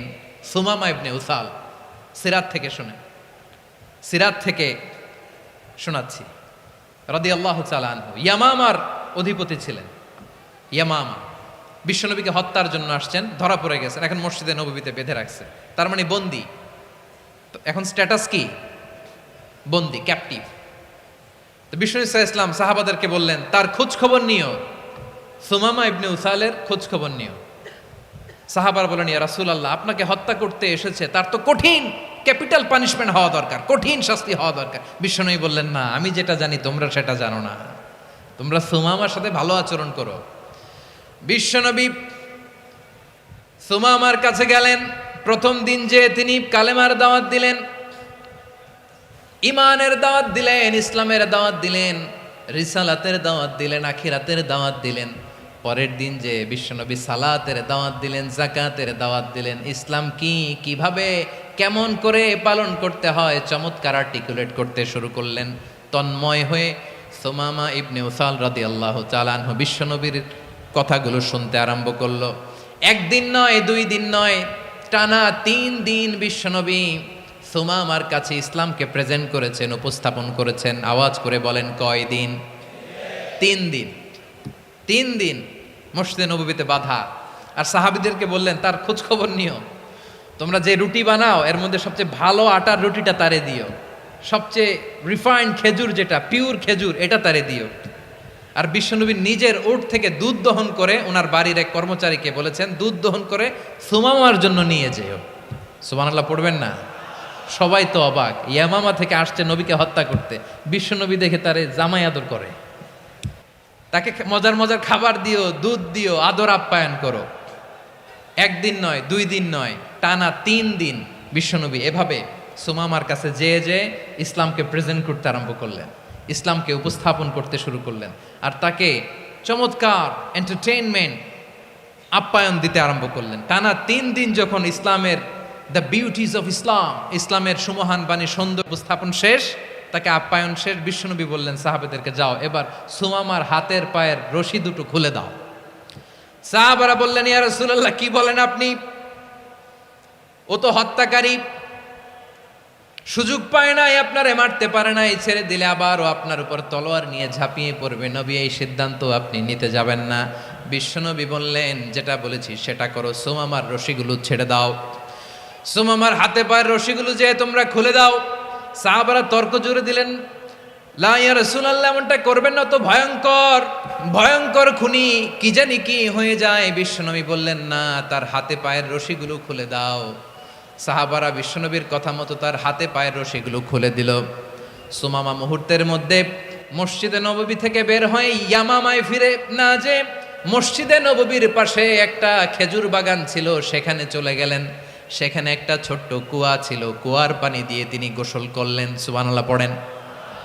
কুয়ার পানি দিয়ে গোসল করে মসজিদে নববীর সামনে এসে বিশ্বনবী এবং সাহাবাদের সামনে দাঁড়িয়ে সাব্বাবা উঁচু করে বললেন, আশহাদু আল্লা ইলাহা ইল্লাল্লাহ ওয়া আশহাদু আন্না মুহাম্মাদান আবদুহু ওয়া রাসূলুহু। আল্লাহু আকবার। আমি সাক্ষ্য দিচ্ছি আল্লাহ ছাড়া কোনো ইলাহ নাই, আর মুহাম্মদ আল্লাহ তাআলার প্রেরিত বান্দা এবং রাসূল। প্রিয় ভাইয়েরা, ইহসান দিয়ে যা জয় করা যায়, কঠোরতা দিয়ে সেটা কঠিনকালেও জয় করা যায় না। আওয়াজ করে বলেন ঠিক কি না? এবার সুমামা দাঁড়িয়ে বলে, ওগো নবী, আমি তো কালিমা পড়ে মুসলমান হয়ে গেলাম, এবার শোনেন, এই মুহূর্তের আগে আপনার চেহারার চাইতে নিকৃষ্ট কোনো চেহারা আমার কাছে ছিল না, কিন্তু শাহাদা পাঠ করার পরে আপনার চেহারার চাইতে উত্তম শ্রেষ্ঠ কোনো চেহারা আমার কাছে আর নাই। ও নবী, আজকের দিনের আগে ইসলাম ধর্মের চেয়ে নিকৃষ্ট অপছন্দনীয় কোনো ধর্ম আমার কাছে ছিল না, কিন্তু এই মুহূর্ত থেকে ইসলামের চেয়ে সেরা শ্রেষ্ঠ পছন্দনীয় কোনো ধর্ম আমার কাছে নাই। নবী গো, আজকের দিনের আগে মদিনার চাইতে অপছন্দনীয় নিকৃষ্ট কোনো শহর আমার কাছে ছিল না, কিন্তু এই মুহূর্তের পর থেকে মদিনার চাইতে কোনো শ্রেষ্ঠ শহর আমার জানা নাই। সে ছিল গমের বড় ডিলার, গম বেচতো। কি বেচতো? তার গম কিনে মক্কার লোকেরা রুটি খাইতো। সে ঘোষণা দিল, আজকে থেকে মক্কাবাসীদের জন্য সব গম আমি হারাম করে দিলাম, মক্কাবাসী এখন না খেয়ে মরে। সুবহানাল্লাহ পড়বেন না? মক্কাবাসী বিশ্বনবীর কাছে আসলেন, এসে বললেন, মুহাম্মদ, আমরা তো তোমার ভাই, তোমার চাচা, তোমার ভাতিজা, তোমার আত্মীয়, তুমি সুমামারে বলো সে যেন আবার গমের সাপ্লাই মক্কার জন্য অনুমতি দিয়ে দেয়। বিশ্বনবীর অনুমতি ক্রমে সুমামা আবার মক্কাতে গম পাঠাতে শুরু করলো। পড়েন সুবহানাল্লাহ। ইহসান, ইহসান দিয়ে আপনি যেটা জয় করতে পারবেন, you can win the heart of your enemies. ইহসান দিয়ে আপনি আপনার শত্রুর হৃদয়কে জয় করতে পারবেন। আওয়াজ করে বলেন ঠিক কি না?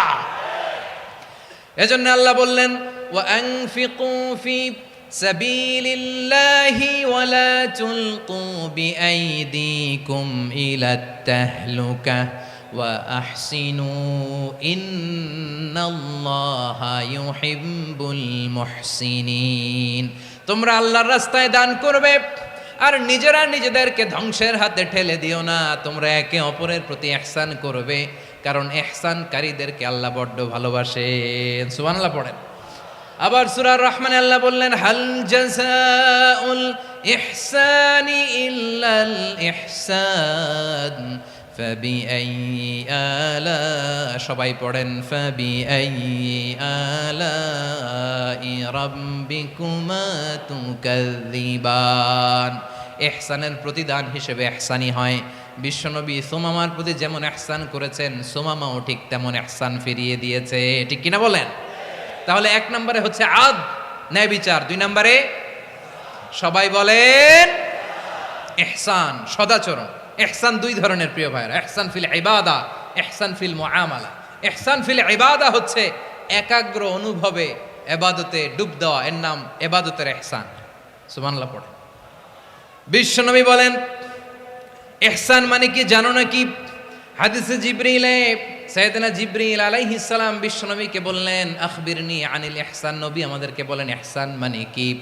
বিশ্বনবী বললেন, আনতা আবুদাল্লাহা কাআন্নাকা তারাহু ফাইন লাম তাকুন তারাহু ফাইন্নাহু ইয়ারাক। ইহসান মানে হলো এমন ভাবে তুমি আল্লাহর সামনে নিজেকে উজাড় করে ইবাদত করবে, তুমি ভাববে তুমি আল্লাহকে দেখতে পাচ্ছ। আর এটা যদি ভাবা তোমার জন্য কঠিন হয়ে যায়, অন্তত এতটুকু তুমি ভাববা যে আল্লাহ তোমাকে দেখতে পাচ্ছেন। ঠিক কিনা বলেন? ও আমার বীর চট্টলার ভাইয়েরা, কেউ যেটা দেখে না সেটা দেখে কে? এই বিশ্বাস হৃদয়ের মধ্যে আছে? নামাজে যখন দাঁড়ান এই ফিলিংসটা আনা যাবে? হ্যাঁ, এশার সালাত তো এখনো হয় নাই না? আলোচনা শেষে এশার সালাত এখানে অনুষ্ঠিত হবে, তাই না? আচ্ছা বলুন তো, আমরা এশার সালাত পর্যন্ত বেঁচে থাকবো এই গ্যারান্টি আছে কার কার? হাত তোলেন। কয়েকজন হাত তুলছে পেছনে, না বুঝে তুলে ফেলছে। এশা পর্যন্ত যে আমরা হায়াত পাবো কোনো গ্যারান্টি আছে? সবাই আওয়াজ করে বলেন, গ্যারান্টি আছে? গ্যারান্টি নাই। এই জন্য বিষ্ণু ইসলাম বলেছে, এমন ভাবে নামাজে দাঁড়াও, ইবাদত করো, মনে করো হতে পারে এটাই আমার জীবনের শেষ নামাজ। পারফর্ম দ্য সালাহ as if this is your last and final prayer. এমন ভাবে সালাতে দাঁড়াও, ভাবো হতে পারে এটাই তোমার জীবনের শেষ নামাজ।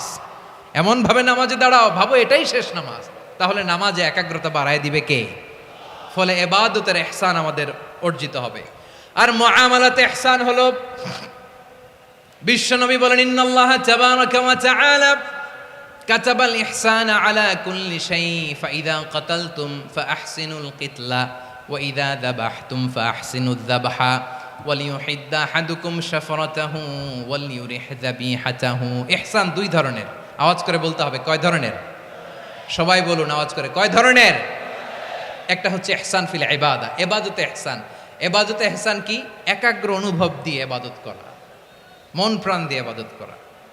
আর মুআমালাতে ইহসান কি? সব কাজে, দৈনন্দিন কাজে, কর্মে, সামাজিক অ্যাক্টিভিটিতে কোমলতা প্রদর্শন করা, অনুগ্রহের সাথে সবকিছু করা। আল্লাহ তাআলা ইন্নাল্লাহা তাবারাকা ওয়া তাআলা কাতাবাল ইহসানা আলা কুল্লি শাই, তিনি সব কিছুর ব্যাপারে ইহসানকে আবশ্যক করেছেন।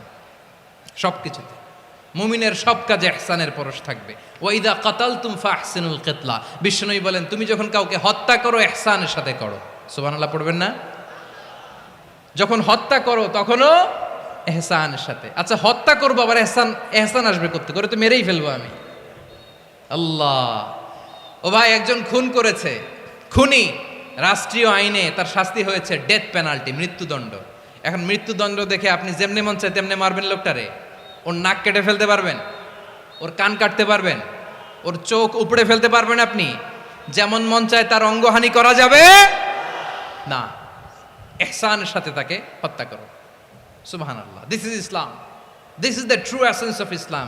ওয়া ইযা যাবাহতুম ফাহসিনুয যাবহা, যখন জবাই করবে তখনও ইহসানের সাথে জবাই করো। করব জবাই, ওইখানেও নাকি ইহসান। আচ্ছা কুরবানির দিন আমরা পশুগুলোরে কি করি বলেন সবাই আওয়াজ করে?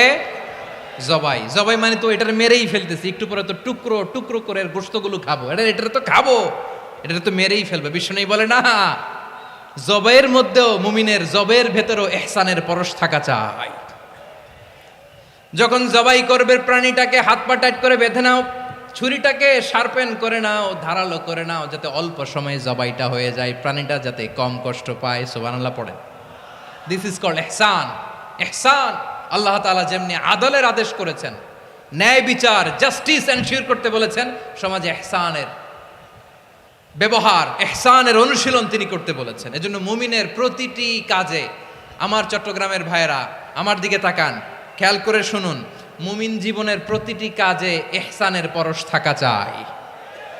আমরা যেন আমাদের পরিবারের প্রতি ইহসান করি, আমরা যেন আমাদের কর্মচারীদের প্রতি ইহসান করি, আমরা যেন আমাদের কলিগদের প্রতি ইহসান করি, আমরা যেন আমাদের ভাইদের প্রতি ইহসান করি। মুমিন জীবনের প্রতি কাজে ইহসানের পরশ থাকার দরকার আছে না নাই? কথা বুঝতে পেরেছেন? তাহলে আল্লাহ তাআলার তিনটা আদেশ ছিল, কয়টা গেল? ভুলে গেছে, ভুলে গেছে চট্টগ্রাম। তিনটা আদেশের মধ্যে কয়টা বললাম? প্রথমে কি ছিল? আদল। 2 নম্বরে, 3 নম্বরে রব্বুল আলামিন বললেন ওয়া ইতা ইদিল কুরবা, নিকটাত্মীয়দেরকে দান করো। নিকট আত্মীয়দেরকে দাও, যারা তোমাদের ব্লাড কানেকশনের আত্মীয় তাদেরকে তোমরা দাও। এখানে জেনারেলি বললেন দাও, কি দিব সেটা তিনি এখানে বলেন নাই, সেটা তিনি সূরাতুল ইসরার মধ্যে বলেছেন। আল্লাহ বলেন ওয়া আতিযাল কুরবা হাক্কাহ, নিকট আত্মীয়দেরকে তাদের অধিকার, তাদের প্রাপ্য তোমরা বুঝিয়ে দাও।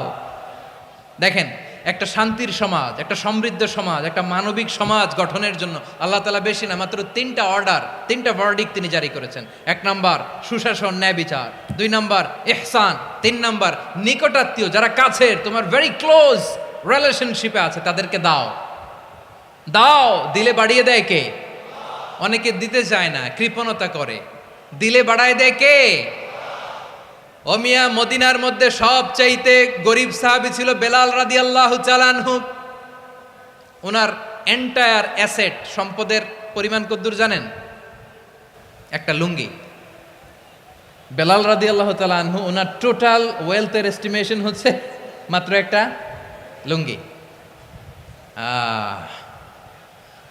একটা লুঙ্গি, টোটাল ওয়েলথ এস্টিমেশন, টোটাল সম্পদের পরিমাণ বেলাল রাদিয়াল্লাহু তাআলা আনহুর কি ছিল? কথা বোঝে নাই বোধহয়। কি ছিল? ওই বেলাল রাদিয়াল্লাহু তাআলা আনহুকে বিষ্ণু ইসলাম বলেছেন, আনফিক ইয়া বেলাল, ও বেলাল তুমিও দাও। ওয়ালা তাখশা মিন যিল আরশি ইখলালা, আরশের অধিপতির তো কোনো ঘাটতি নাই, তুমি দিলে ওই আল্লাহ তোমারে বাড়ায় দিবে।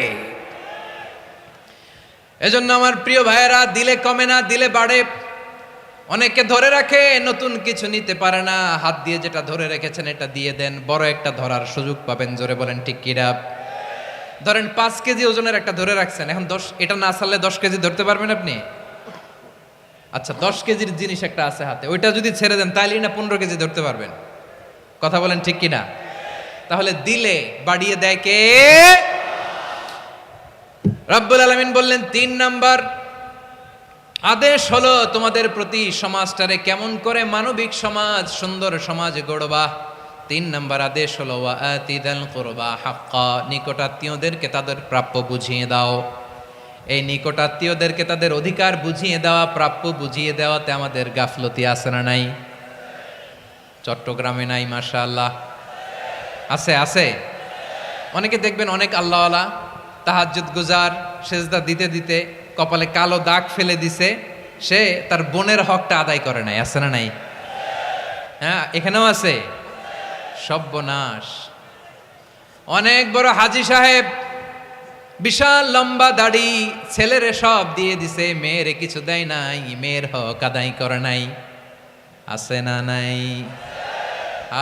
এই হাজী সাহেবেরা, এই আল্লাহওয়ালারা কিয়ামতের ময়দানে আটকে যাবে। আপনি অন্যের অধিকার নষ্ট করেছেন, তাদের রাইটসকে ভায়োলেট করেছেন। এজন্য আল্লাহ তাআলা বলেন, কারো অধিকার যদি কেউ নষ্ট করে, ওই সমাজটা মানবিক সমাজ কঠিনকালেও হতে পারে না। এজন্য 3 নম্বর আল্লাহ বললেন ওয়া ইতা ইদিল কুরবা, নিকটাত্মীয়দেরকে দাও। কি দিবা? তাদের অধিকার দিয়ে দাও। বোনের অধিকার বুঝিয়ে দাও, মেয়ের অধিকার বুঝিয়ে দাও, ফুফুর অধিকার বুঝিয়ে দাও। দেখবেন অনেক মায়েরা ছেলের পাতে মুরগির রান দেয়, মেয়ের পাতে দেয় মুরগির ঠ্যাং। এরকম আছে না নাই? ছেলেরা কি দেয়? মুরগির। মেয়ের পাতে কি দেয়? তো মেয়ের কি মুরগির রান খেতে মনে চায় না? মনে চায় না? এমনটা করা যাবে না। নিকটাত্মীয়দেরকে অধিকার দিয়ে দাও, নিকটাত্মীয়ের সাথে সুসম্পর্ক রাখো। আদেশটা কার? এজন্য প্রিয় ভাইয়েরা, জীবনে যদি বারাকা অর্জন করতে চান, নিকটাত্মীয়দের সাথে সুসম্পর্ক রাখতে হবে, তাদের জন্য উপহার পাঠাতে হবে। বিশ্বনবী বলেন লা ইয়াদখুলুল জান্নাতা কাতে, যে ব্যক্তি আত্মীয়তার সম্পর্ককে ছিন্ন করে দেয়, সে কঠিনকালেও আল্লাহর জান্নাতে ঢুকবে না। আপনি কি এটারে সহজ হাদিস মনে করছেন? এটা সহজ কথা? আপনি ভাবছেন আপনার নামাজ আপনারে বাঁচাতে পারবে, আপনার রোজা বাঁচাতে পারবে, আপনার তাহাজ্জুদ আপনারে বাঁচাতে পারবে? আপনি অধিকার নষ্ট করলে কিছুই আপনারে বাঁচাতে পারবে না। এজন্য নিকট আত্মীয়দেরকে দিতে হবে বেশি বেশি। বিশ্বনবী বলেন ইন্না সাদাকাতা আলাল মিসকিনি সাদাকা ওয়া আলা যির রাহিমি ইসনাতান সাদাকাতুন ওয়া সিলা। মিসকিন রে দান করলে শুধু দানের সওয়াব হয়, নিকট আত্মীয়কে দান করলে 2টার সওয়াব হয়, সাদাকার সওয়াব হয়, আবার আত্মীয়তার বন্ধন অটুট রাখার সওয়াব হয়ে যায়। আবার বিশ্বনবী বললেন মান সাররাহু আইয়ুবসাত লাহু ফি রিজকিহি ওয়া ইউনসা লাহু ফি আসারিহি ফালইয়াসিল রাহিমা।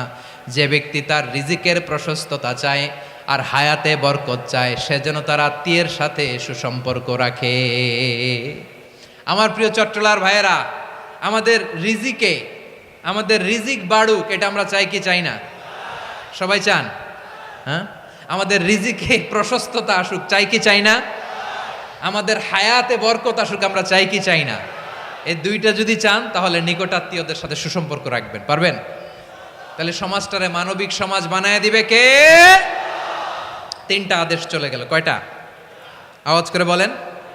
1 নম্বরে কি ছিল? 2 নম্বরে, 3 নম্বরে নিকটাত্মীয়দেরকে দান। আপনাদেরকে আরো শোনার আগ্রহ আছে? আপনাদের মনোযোগ আছে না গেছে? কষ্ট হচ্ছে না? আল্লাহ তাআলা 3টা জিনিসের যেমনি আদেশ করেছেন, অনুরূপভাবে 3টা বিষয় তিনি বারণ করেছেন, নিষেধ করেছেন। ওগুলোর কাছেও যাওয়া যাবে। শুনবেন। রাব্বুল আলামিন বলেন, ওয়ায়ানহা আনিল ফাহশাই ওয়াল মুনকারি ওয়াল বাগি। আমি যেমনি 3টি বিষয়ে আদেশ করলাম, অনুরূপভাবে 3টি বিষয়ে বারণ করলাম, নিষেধ করলাম। আমার 1 নাম্বার নিষেধাজ্ঞা হলো অশ্লীলতার প্রতি। ফাহশা, ওয়ায়ানহা আনিল ফাহশা, আল্লাহ তাআলা অশ্লীলতাকে নিষেধ করেছেন। কোন জিনিসকে? সবাই বলুন, কোন জিনিসকে? যত ধরনের, যত টাইপের, যত ক্যাটাগরির অশ্লীলতা হতে পারে, সব অশ্লীলতাকে হারাম করেছেন কে? ফাহশা মানে কি? কথায়, কাজে, আচরণে, কমেন্ট, ফেসবুকের কমেন্টসে যত ধরনের নোংরামো আছে, যত ধরনের অশ্লীলতা আছে, এটাকে আরবিতে বলে ফাহশা। এটাকে কি বলে? রাব্বুল আলামিন বলেন, কুল ইন্নামা হাররামা রাব্বিয়াল ফাওয়াহিশা মা যাহারা মিনহা ওয়া মা বাতান। ও নবী, আপনি বলে দেন, আমার রব প্রকাশ্য, অপ্রকাশ্য, স্পষ্ট কিংবা অস্পষ্ট, দৃশ্যমান কিংবা অদৃশ্যমান সব অশ্লীলতাকে হারাম করেছেন। সব ধরনের অশ্লীলতা হারাম, সব ধরনের। আল্লাহ তাআলা আমাদেরকে অশ্লীলতা থেকে বাঁচান, অশ্লীলতা থেকে তিনি আমাদেরকে হেফাজত করুক। পড়েন আমিন। এবার বলেন, আমাদের সমাজে অশ্লীলতা আছে না নাই? চট্টগ্রামে নাই? আমি কই নাই, ওনারা বলে আছে। দেখছেন, আমি সামহাও বাঁচায় দেওয়ার ট্রাই করতেছি, ওনারা বলে আছে। অশ্লীলতা নানা ভাবে, নানা নামে, নানা মোড়কে আমাদের সমাজে আছে না নাই? সংস্কৃতির নামে, ফ্যাশনের নামে, বিনোদনের নামে, উপন্যাসের নামে, কনসার্টের নামে অশ্লীলতা আছে না নাই? আপনি দেখেছেন কনসার্টগুলোর অবস্থা? এই যে আতিফ আসলাম যে আসছে আমাদের দেশে, তারপর কে কে আসছে, আমাদের তরুণ তরুণীরা, আমাদের যুবক যুবতীরা, আমাদের জেনজিরা, কি অবস্থা ওইখানে? হ্যাঁ, কি অবস্থা? কে বাঁচাবে ওদের? কে রক্ষা করবে ওদের ইমানের, ওদের চরিত্রের হেফাজতের গ্যারান্টি কে দিবে? কনসার্টের নামে অশ্লীলতা আছে না নাই? ছেলে মেয়ে একে অপরকে জড়ায় ধরতেছে, একে অপরকে চুমু খাচ্ছে, প্রকাশ্যে, দিবালোকে, গণমানুষের সামনে। আল্লাহ তাআলা এই অশ্লীলতা থেকে আমাদেরকে বেঁচে থাকতে বলেছেন, বেঁচে থাকতে বলেছেন। রূপালী জগতের নামে অশ্লীলতা আছে না নাই? এই টার্মটা আপনারা জানেন না? রূপালী জগৎ কি জগৎ? আসলে কি রূপালী জগৎ না অন্ধকার জগৎ?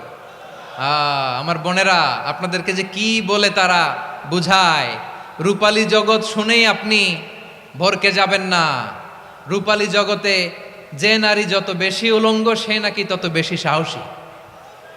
জানেন, বলে এটা একটা সাহসী নারী, খুব সাহসী পদক্ষেপ তার। যত বেশি শরীর থেকে কাপড় নামাতে পারবে, যত বেশি বস্ত্রহীন হয়ে নিজেকে প্রেজেন্ট করতে পারবে, সে নাকি তত বেশি সাহসী। আমার চট্টলার ভাইয়েরা, শয়তানের প্রথমে এজেন্ডা ছিল বনি আদমকে বস্ত্রহীন করা। সে আদম এবং হাওয়া আলাইহিস সালামকে নিষিদ্ধ গাছের ফল খাইয়ে তাদেরকে বস্ত্রহীন করেছে। এই জামিনেও সে আমাদেরকে বস্ত্রহীন করতে চাইবে। এই রূপালী জগতের নামে তারা এটা করে। আমার প্রিয় বোনেরা, আপনি জানেন না আপনার দাম কত। ওরা আপনাদেরকে বিজ্ঞাপনের সস্তা পণ্য বানাতে চায়। ওরা আপনাদেরকে ওদের ভোগের লিপসার টুলস বানাতে চায়। ওরা আপনাদেরকে দিয়ে ওদের খায়েশ পূরণ করতে চায়। এটা আপনাদের জন্য মোটেও ডিগনিটি নয়, এটা আপনাদের জন্য সম্মান নয়। আপনার সম্মান শালীনতায়, আপনার সম্মান হেজাবে, আপনার সম্মান ভদ্রতায়, আপনার সম্মান আপনার ডিসেন্ট পোশাকে। পোশাক বলে দেয় এই নারীটা ভদ্র না অভদ্র। পোশাক বলে দেয় এই মেয়েটা কোন ঘরের মেয়ে। আওয়াজ করে বলেন ঠিক কিনা? আপনি জানেন না আপনারা সস্তা পণ্য বানায়, ভোগের পণ্য, বিলবোর্ডে আপনাকে উলঙ্গ করে উপস্থাপন করে। এই অশ্লীলতার সাথে ইসলামের কোনো সম্পর্ক। এজন্য আল্লাহ বলেন আমি অশ্লীলতাকে হারাম করেছি। অশ্লীলতাকে হারাম করার প্রথম কারণ হলো এর মাধ্যমে মানবতাকে অপমানিত করা হয়। কারণ মানুষের সম্মান মানুষের পোশাকে। মানুষ যখন পোশাকহীন হয়ে যায়, বস্ত্রহীন হয়ে যায়, তার সম্মান কমে যায়, ঠিক কিনা? অশ্লীলতাকে হারাম করার প্রথম কারণ হচ্ছে মানুষ মানুষকে অপমান করে। একটা নারী, সে তো সম্মানিত, নারী যে কত সম্মানিত নারীর এটা বুঝেই নাই। বিশ্বনবী বলেন আর দুনিয়া কুল্লুহা মাতা ওয়া খায়রু মাতা'আদ দুনিয়া আল মারআতুস সালিহা। আমার বোনেরা, 5টা প্যান্ডেলে আপনারা এলইডিতে আমার আলোচনা শুনছেন, আমি জানি। আপনাদের এই গর্ভ যে কত দামি আপনি জানেন না। আপনার পেট থেকেই আসবে আগামী দিনের সালাহুদ্দিন আল আইয়ুবী। আপনার পেট থেকেই আসবে অনাগত দিনের ইমাম মাহদী আল মুনতাজার। আপনার পেট থেকেই আসবে অনাগত দিনের ফয়সাল, ওয়াসিম, মুগ্ধ, আবু সাইদের মতো বীর যোদ্ধা।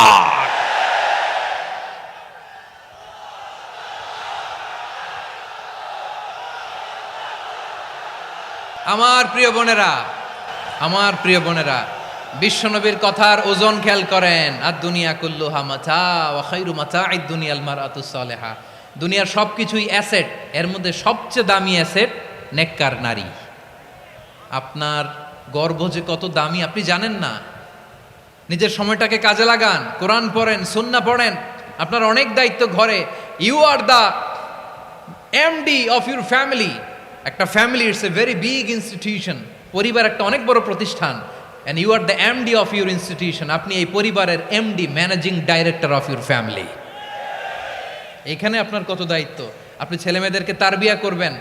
আপনি আপনার স্বামীর জন্য ঘরটারে জান্নাতের নীর বানাবেন। আপনার জন্য জান্নাতের ডুপ্লেক্স বাড়ি ওইখানে তৈরি করে রাখবে কে? আপনি যে কত দামি আপনি জানেন না। নারীদেরকে আল্লাহ বানিয়েছেন উচ্চতর করে, নিম্নতর নয়। নারীদেরকে ছোট্ট জিনিস দিলে এটার বড় করে দেয়। নারীদেরকে ভ্রূণ দিলে, শুক্রাণু দিলে নারী এটারে বাচ্চা হিসেবে উপহার দেয়, ঠিক কিনা? বিয়ের মাধ্যমে স্বামী যখন তার শুক্রাণু তার স্ত্রীকে উপহার দেয়, স্ত্রী রিটার্নে কি উপহার দেয়? ফুল ফর্ম বেবি, মানব সন্তান। দেখছেন, আপনি দিলেন একটুক, উনি দিছে বিশাল। আপনি যদি নারীকে বাজার এনে দেন, নারী এটাকে সুস্বাদু খাবারে রূপান্তর করে দেয়। আপনি তাকে একটা মুচকি হাসি দিয়ে দেন, সে তার কলিজা দিয়ে দেয়। কিন্তু যদি আপনি তার মনে কষ্ট দেন, সে আপনার জীবনকে জাহান্নাম বানায়া দেয়। খবর আছে, নারীর মন বুঝতে পারলে নেয়ামত, বুঝতে না পারলে কিয়ামত, ঠিক কিনা বলেন? আমার প্রিয় বোনেরা, আপনি যে কত দামি আপনি জানেন না। আপনাদেরকে যেন ভোগের সস্তা পণ্য বানাতে না পারে আপনাদেরকে সচেতন থাকতে হবে, সজাগ থাকতে হবে, কনসার্ন থাকতে হবে। শয়তানের ওই হাতছানির দিকে আর নজর দেওয়া যাবে না। তাহলে কেন আল্লাহ তাআলা এই ফাহশা অশ্লীলতাকে হারাম করলেন? 1 নাম্বার, এতে হিউম্যান ডিগনিটি কমে। 2 নাম্বার, এতে মানুষের অধিকার নষ্ট হয়। আপনি বিয়ে করেছেন এরে, পরকিয়া করেন ওর সাথে, এরকম আছে না নাই? স্ত্রীর অধিকার নষ্ট করেছেন। আপনি বিবাহ সম্পর্কে আবদ্ধ হয়েছেন তার সাথে, আপনি পরকিয়া করেন ওই ছেলের সাথে, আপনি আপনার হাজবেন্ডের সাথে বিট্রে করেছেন। এজন্য আল্লাহ অশ্লীলতাকে হারাম করেছেন। অশ্লীলতাকে হারাম করার আরেকটা কারণ হচ্ছে আল্লাহ তাআলা এই হিউম্যান জেনারেশনকে এটাকে প্রিজার্ভ করতে চায়। হিফজুন নাসল, এটা মাকাসিদুশ শরিয়ার অনেক গুরুত্বপূর্ণ একটা মাকাসিদ, অনেক গুরুত্বপূর্ণ। আপনার নাসল, আপনার জেনারেশনকে সংরক্ষণ করা। এই যে আসতেছে ফেব্রুয়ারি, কত ফেব্রুয়ারি জানো? এটা কি বিশ্ব ভালোবাসা দিবস? হ্যাঁ, কি দিবস? এই বিশ্ব ভালোবাসা দিবসের সাথে মুসলমানদের কোনো সম্পর্ক নাই। আমার প্রিয় ভাইরা, এই যে আপনি অবৈধ সম্পর্কে জড়ালেন, কেন আল্লাহ অশ্লীলতাকে হারাম করেছে দেখেন। বলতেছিলাম যে এটা আপনার নাসাল, আপনার জেনারেশন, আপনার লিনিয়েজ, আপনার বংশকে প্রিজার্ভ করা, কে কার বাবা, কে কার মা, বাবা মা জানা, প্রজন্মকে প্রিজার্ভ করা, এটা ইসলাম ওয়াজিব করে দিয়েছে। এই যে অবৈধ সম্পর্কের কারণে, বিশ্ব বেহায়া দিবসের কারণে, এগুলোর আউটকাম, আউটপুট হিসেবে মাঝে মাঝে এই ঢাকা মেডিকেলের ডাস্টবিনে নবজাতকের বাচ্চার কান্নার আওয়াজ শুনতে পাওয়া যায়। চট্টগ্রাম মেডিকেলের ডাস্টবিনে নবজাতকের কান্না শুনতে পাওয়া যায়। বীর চট্টলার মুসলমানেরা বুঝতে পারলে আওয়াজ করে বলেন, এই যে চট্টগ্রাম মেডিকেলে যে নবজাতকটা পাওয়া গেল, ওর বাবাকে আমাকে বলেন, ওর বাবাকে, ওর মাকে, ও কোন ফ্যামিলির সন্তান কেউ জানে? আপনি হিউম্যান ডিগনিটিকে অপমান করেছেন না? আপনি তার ভবিষ্যৎকে অন্ধকার করেছেন না? আপনি তার লিনিয়েজকে প্রশ্নবিদ্ধ করে দিয়েছেন না? এই জন্য আল্লাহ তাআলা অশ্লীলতাকে আমাদের জন্য হারাম করে দিয়েছেন। পড়েন সুবহানাল্লাহ। এই জন্য রাব্বুল আলামিন বলেন, কুল ইন্নামা হাররামা রাব্বিয়াল ফাওয়াহিশা মা যাহারা মিনহা ওয়া মা বাতান।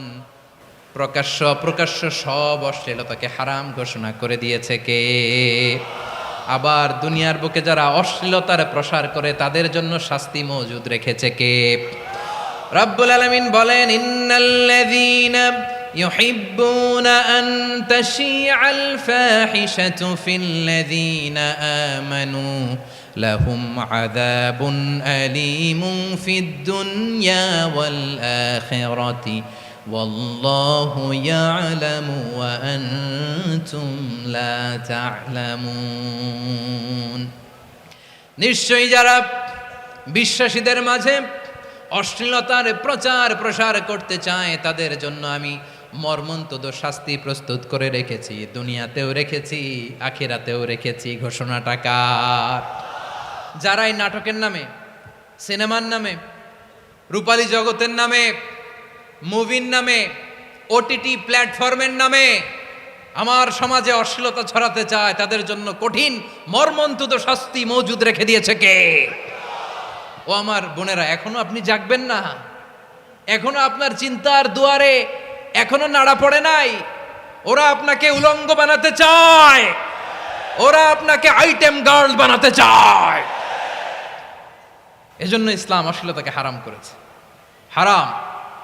ইসলাম বলেছে যোজন যোজন দূরে থাকো, ওরা বলে না কাছে আসো, কাছে আসার গল্প, ক্লোজ আপ ওয়ান, কাছে আসার গল্প আছে না নাই?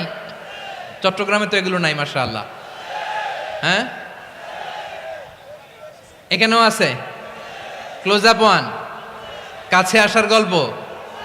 আল্লাহ বলেন, ওয়ালা তাকরাবুজ জিনা, কাছেও এসো না, জিনা থেকে যোজন যোজন কিলো দূরে থাকো, ওরা বলে কাছে আসার গল্প। আমার বীর চট্টলার ভাইয়েরা, কাছে আসতে হলে আমরা কোরআনের কাছে আসব, কাছে আসতে হলে নবীর কাছে আসব, কাছে আসার গল্প হবে আমার রবের কাছে আসার গল্প। চিল্লায় বলো ঠিক কিনা?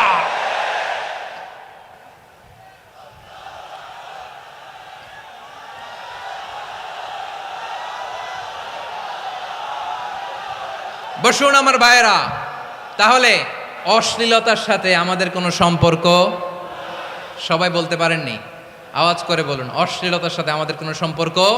আমরা এই সমস্ত ক্লোজ আপ ওয়ান, কাছে আসার গল্পের প্রোগ্রামে যাব? আমরা কোন ধরনের অশ্লীল কন্টেন্ট সোশ্যাল মিডিয়ায়, টিভিতে দেখব? রব্বুল আলামিন বলেন, ওয়ায়ানহা আনিল ফাহশাই ওয়াল মুনকারি ওয়াল বাগি। তিনটা জিনিসকে আমি নিষিদ্ধ করলাম। এক নাম্বার হলো ফাহশা, অশ্লীলতা। দুই নম্বরে হলো মুনকারের সমস্ত মন্দ কাজ। আপনাদের মনোযোগ আছে না? শেষ করে দিব? আর 2-1 মিনিট শুনবেন? আচ্ছা বলি তাহলে, আর 2-1 মিনিট। তাহলে নিষেধাজ্ঞা জারি করেছেন তিনটা জিনিসের উপর। এক নাম্বার কি? ফাহশা, অশ্লীলতা। দুই নাম্বার মুনকার, মানে হচ্ছে যত মন্দ কাজ, খারাপ কাজ, বাজে কাজ, এটার বলে মুনকার। এটার কি বলে? আপনারা পড়ছেন না, তা'মুরুনা বিল মা'রুফি ওয়া তানহাউনা আনিল মুনকার। ভালো কাজের আদেশ, সৎ কাজের আদেশ, অসৎ কাজের নিষেধ। মুনকার, মুনকার হচ্ছে মানুষের স্বাভাবিক বিবেকবোধ যেটাকে খারাপ বলে, ওইটাই মুনকার। পৃথিবীর সব আসমানি গ্রন্থ যেটাকে খারাপ বলেছে, মানুষের স্বাভাবিক বিবেকবোধ যেটাকে খারাপ বলেছে, এগুলো সব মুনকার। যেমন ইফটিজিং, এটা কি ভালো না খারাপ? মজুদদারি, খাদ্যে ভেজাল দেওয়া, ওজনে কম দেওয়া, মাছে ফরমালিন মিশানো, চাঁদাবাজি, টেন্ডারবাজি, দখলবাজি, এগুলো আমাদের স্বাভাবিক বিবেকেই বলে এগুলো খারাপ, এগুলো হচ্ছে মুনকার। আল্লাহ তাআলা এই মুনকার থেকে আমাদেরকে বেঁচে থাকতে বলেন, আর শয়তান এই মুনকারের প্রতি আমাদেরকে উদ্বুদ্ধ করে।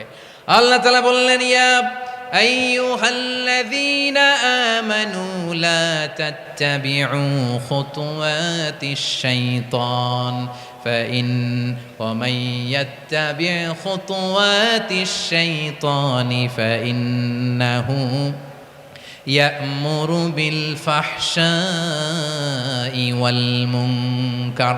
আল্লাহ বললেন, ও আমার গোলামেরা শোনো শোনো, ও আমার বিশ্বাসী বান্দারা খবরদার, তোমরা কশিনকালেও শয়তানের পদাঙ্ক অনুসরণ করবে না, কারণ শয়তান তোমাদেরকে অশ্লীলতা এবং মন্দ কাজের দিকে উদ্বুদ্ধ করে। আমাদের কাজ হচ্ছে শয়তান আমাদেরকে যেদিকে নিতে চায় আমরা তার উল্টা দিকে যাব, ঠিক কিনা বলে? শয়তান এই মন্দ কাজকে আমাদের কাছে বিউটিফাই করে, চাকচিক্যময় করে আমাদের সামনে উপস্থাপন করে। এজন্য আল্লাহ বলেন, মুনকারকে থামাতে হবে, মুনকার প্রতিরোধ করতে হবে। মুনকার প্রতিরোধের দায়িত্ব শুধু আমাদের নাকি? শুধু আপনার খতিব সাহেবের, ইমাম সাহেবের, নাকি মুসলিম উম্মার সবার? আওয়াজ করে বলুন, মুনকার অসৎ কাজ প্রতিরোধের দায়িত্ব কার? রাব্বুল আলামিন বলেন, কুনতুম খায়রা উম্মাতিন উখরিজাত লিন-নাসি তা'মুরুনা বিল মা'রুফি ওয়া তানহাউনা আনিল মুনকার। তোমাদেরকে শ্রেষ্ঠ জাতি করে জমিনের মধ্যে আবির্ভূত করা হয়েছে, যাতে করে তোমরা জমিনের ভেতরে সৎ কাজের আদেশ করতে পারো আর অসৎ কাজের নিষেধ করতে পারো। উম্মাহ কুনতুম খায়রা, তাহলে গোটা উম্মার দায়িত্ব, এটা বুঝতে পারছেন তো? আচ্ছা, আরো নিচে আসেন। এরপরে আল্লাহ বললেন, শুধু উম্মাহ না, এই জমিনের রাজত্ব আমি যাদের হাতে দেই, এই জমিনের মালিক আমি যাদেরকে বানিয়ে দেই, যাদেরকে আমি সরকারের দায়িত্ব দেই, তাদেরকেও মুনকার প্রতিরোধের দায়িত্ব দিয়েছে কে? আল্লাহ বলেন, যারা ক্ষমতার মসনদে বসেছে তাদেরকে 4 দফা কর্মসূচি আমি আল্লাহ দিলাম। আওয়াজ করে বলেন, কয় দফা? আল্লাহ বলেন, আল্লাযীনা ইম্মাক্কান্নাহুম ফিল আরদি আকামুস সালাতা ওয়া আতাউয যাকাতা ওয়া আমারু বিল মা'রুফি ওয়া নাহাউ আনিল মুনকার ওয়ালিল্লাহি আকিবাতুল উমুর। যারা এই জমিনের উত্তরাধিকার হয়েছে তারা 4 দফা কর্মসূচি নিয়ে সামনে আগাবা। সালাত কায়েম করবা, যাকাত আদায় করবা, সৎ কাজের আদেশ দিবা, অসৎ কাজ থেকে মুনকার প্রতিরোধ করবা। আদেশটা কার? আমার প্রিয় চট্টলার ভাইরা, পুরো উম্মার দায়িত্ব মুনকার প্রতিরোধ করা, সরকার প্রধানের দায়িত্ব মুনকার প্রতিরোধ করা। এরপর আল্লাহ বলেন, প্রতিটা ফ্যামিলির যিনি প্রধান সিইও বাবা, প্রত্যেক বাবারও দায়িত্ব এই মুনকার প্রতিরোধ করা। আওয়াজ করে বলেন, ঠিক কিনা? যেমনটি সাইয়েদনা লোকমান আলাইহিস সালাম ওনার কলিজার টুকরা সন্তানকে আদেশ করেছেন, ইয়া বুনাইয়া আকিমিস সালাতা ওয়া'মুর বিল মা'রুফি ওয়ানহা আনিল মুনকার। পড়েন সুবহানাল্লাহ। বাবা ছেলেকে সবক দিচ্ছে। কে সবক দিচ্ছে? কাকে? লোকমান আলাইহিস সালাম ছেলেকে বলতেছে, ওরে আমার কলিজার টুকরা সন্তান, ওরে আমার বাছা, নামাজ কায়েম করবা, সৎ কাজের আদেশ দিবা, আর মুনকার প্রতিরোধ করবা, অসৎ কাজ, সমাজ থেকে খারাপ কাজকে ঝেঁটে বিদায় করে দিবা। তাহলে দেখেন, আমি স্টেপ বাই স্টেপ নামলাম। পুরা উম্মার দায়িত্ব, জমিনের উত্তরাধিকারী আল্লাহ যাদেরকে বানিয়েছেন সরকার, তাদের দায়িত্ব, প্রতিটি ফ্যামিলির প্রধানের দায়িত্ব। এরপরে বিশ্বনবী বলেন, সচেতন প্রতিটি মুসলিমের দায়িত্ব সমাজ থেকে মুনকারকে উৎখাত করা। বিশ্বনবী বলেছেন, মান রাআ মিনকুম মুনকারান ফালিয়ুগাইয়িরহু বিয়াদিহি ফাইন লাম ইয়াস্তাতি ফাবিলিসানিহি ওয়া ইন লাম ইয়াস্তাতি ফাবিকলবিহি ওয়া যালিকা আযআফুল ঈমান।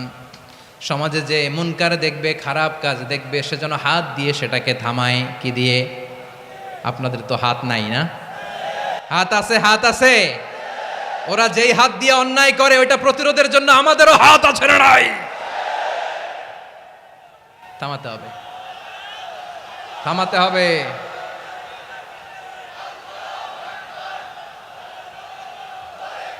বসুন আমার প্রিয় ভাইয়েরা, ওরা ওদের যেই হাত দিয়ে টেন্ডারবাজি করে, চাঁদাবাজি করে, ইফটিজিং করে, দখলবাজি করে, যেই হাত দিয়ে, ওই মুনকার থামায় দেওয়ার জন্য আল্লাহর দে আমাদেরও দুটি হাত আছে না নাই?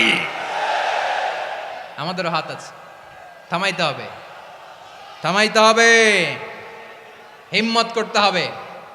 আমার প্রিয় ভাইয়েরা, না থামালে আমরাই ডুববো শেষমেশ। আমাদের বাঁচার জন্য হইলেও থামাইতে হবে। রব্বুল আলামিন বলেন, ওয়াত্তাকু ফিতনাতাল লা তুসিবান্নাল্লাযীনা যালামু মিনকুম খাসসা। ও আমার গোলামেরা, ওই আযাবকে ভয় করো যে আযাব যখন আমি জমিনের বুকে পাঠাই, শুধু জালেমদেরকেই মারি না, আলেমদেরকেও মারি। আযাব যখন আসে তখন শুধু জালিমই মরে না, আলেমও মরে। জানেন, মুসা আলাইহিস সালামের পায়ে একবার একটা লাল পোকা কামড় দিয়েছে, লাল পিঁপড়া। লাল পিঁপড়া কামড় দিলে খুব আরাম লাগে না? কি লাগে? হ্যাঁ, জলে না? লাল একটা পিঁপড়া কামড় দিছে,